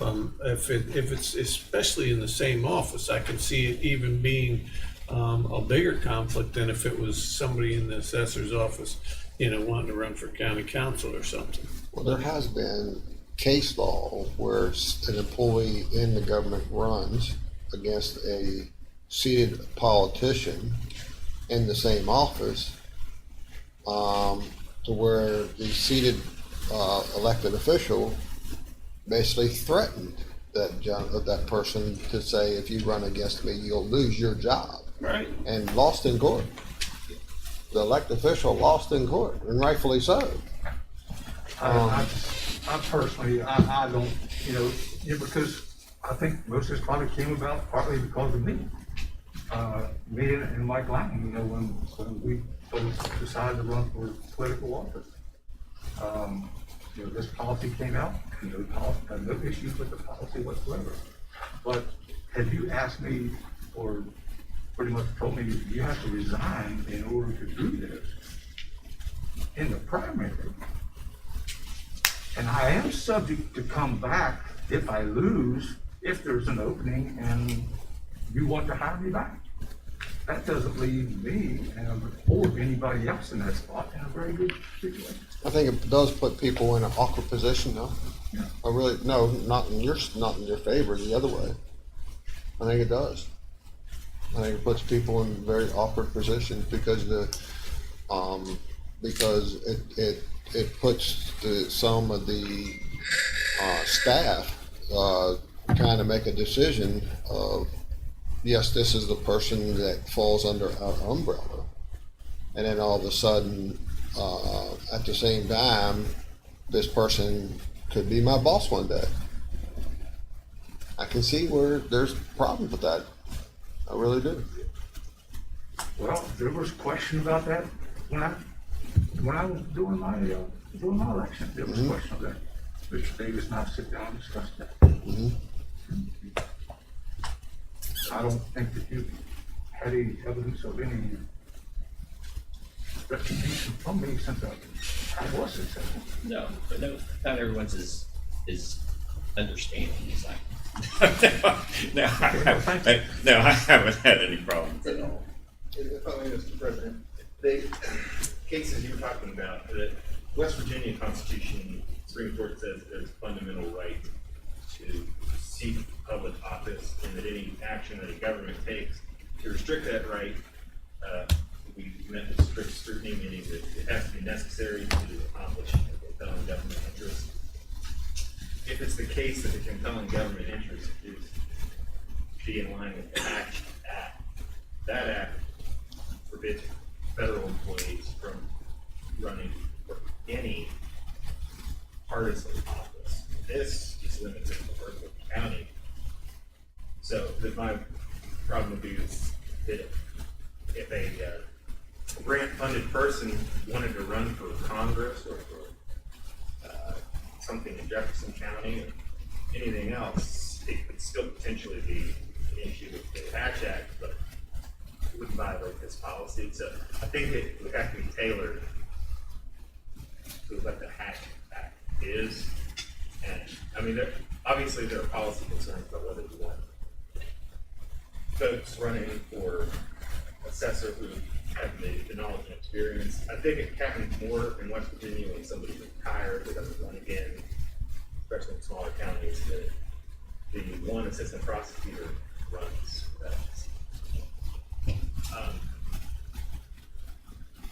So you're narrowing the pool, but I just think it should be tailored to the Hatch Act, if that's what it would make it even broader. I can see it. I can see Anthony in the future is if I'm an employee under a federal grant and I need my, I like my job and I want to do it, I'm gonna come to you and say, well, can you give somebody else that federal position and allow me to take one that's not in a grant position funded by the grant? You know what I mean? That question's gonna pop up. That's what I'm saying. What would be the harm in broadening it to all partisan? Well, we can have discussion on it today and put it back on the agenda next week. It doesn't bother me. But, I mean, it is a concern of mine.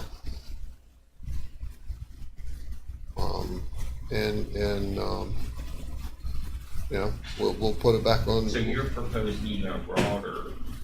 Well, I just think if it gets challenged by somebody and you say, and our argument is that, well, the Hatch Act pretty much requires us to do this since we have so many grant-funded positions, but then they would just say, well, I could still run for the United States Senate, I could still run for Congress, I could still run for Jefferson County Commission, if you live there.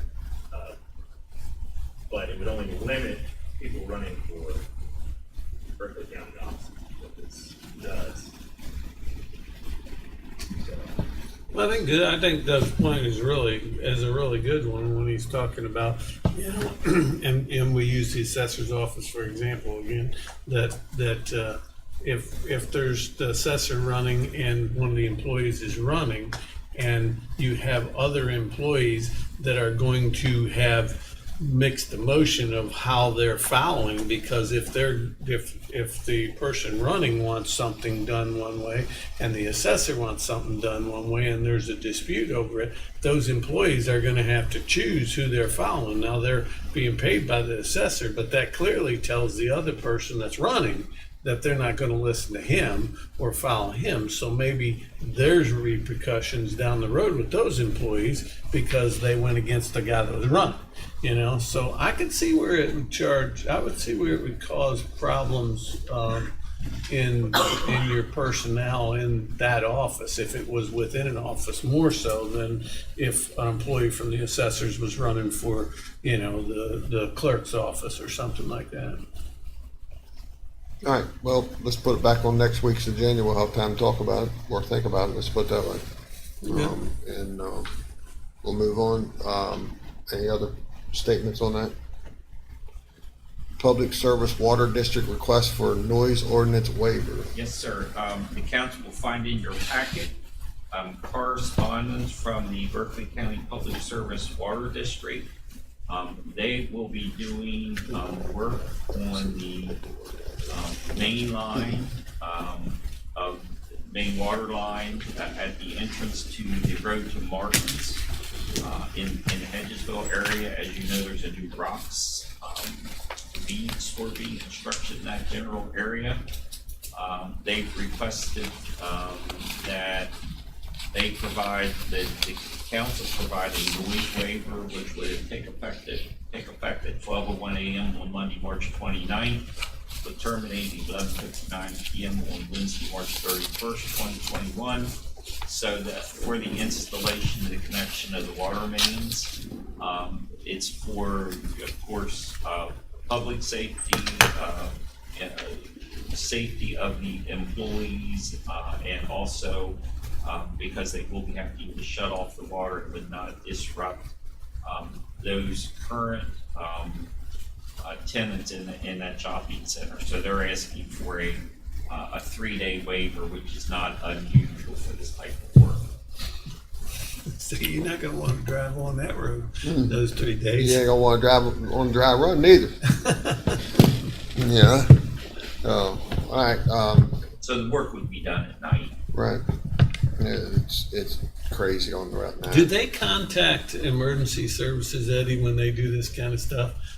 Because Typically the water district will. yeah, Kind of I put would them on think. alert. I would think that'd be a have-to situation to let fire and EMS know, hey, not only do you already have a traffic problem there, but we're getting ready to make it worse for a couple days. Mr. President, I move to accept the notice to permit the water district to work on the convenience store area All right. and for you to sign the letter. Have a motion on the floor. Do we have a second? Second. Second. Any discussion on the motion? If not, all in favor say aye. Aye. Anyone opposed? The motion carries. Items from the public. Mr. Barnhart, you're back in service. All right. I appreciate the opportunity to move to go home. Go see the governor. All right. Or go wherever It's you're too going. late for that. He's gone. Not yet. Probably, because he shows up at all. No, he's supposed to be there at 12 o'clock. He's supposed to be there from 12 to 1.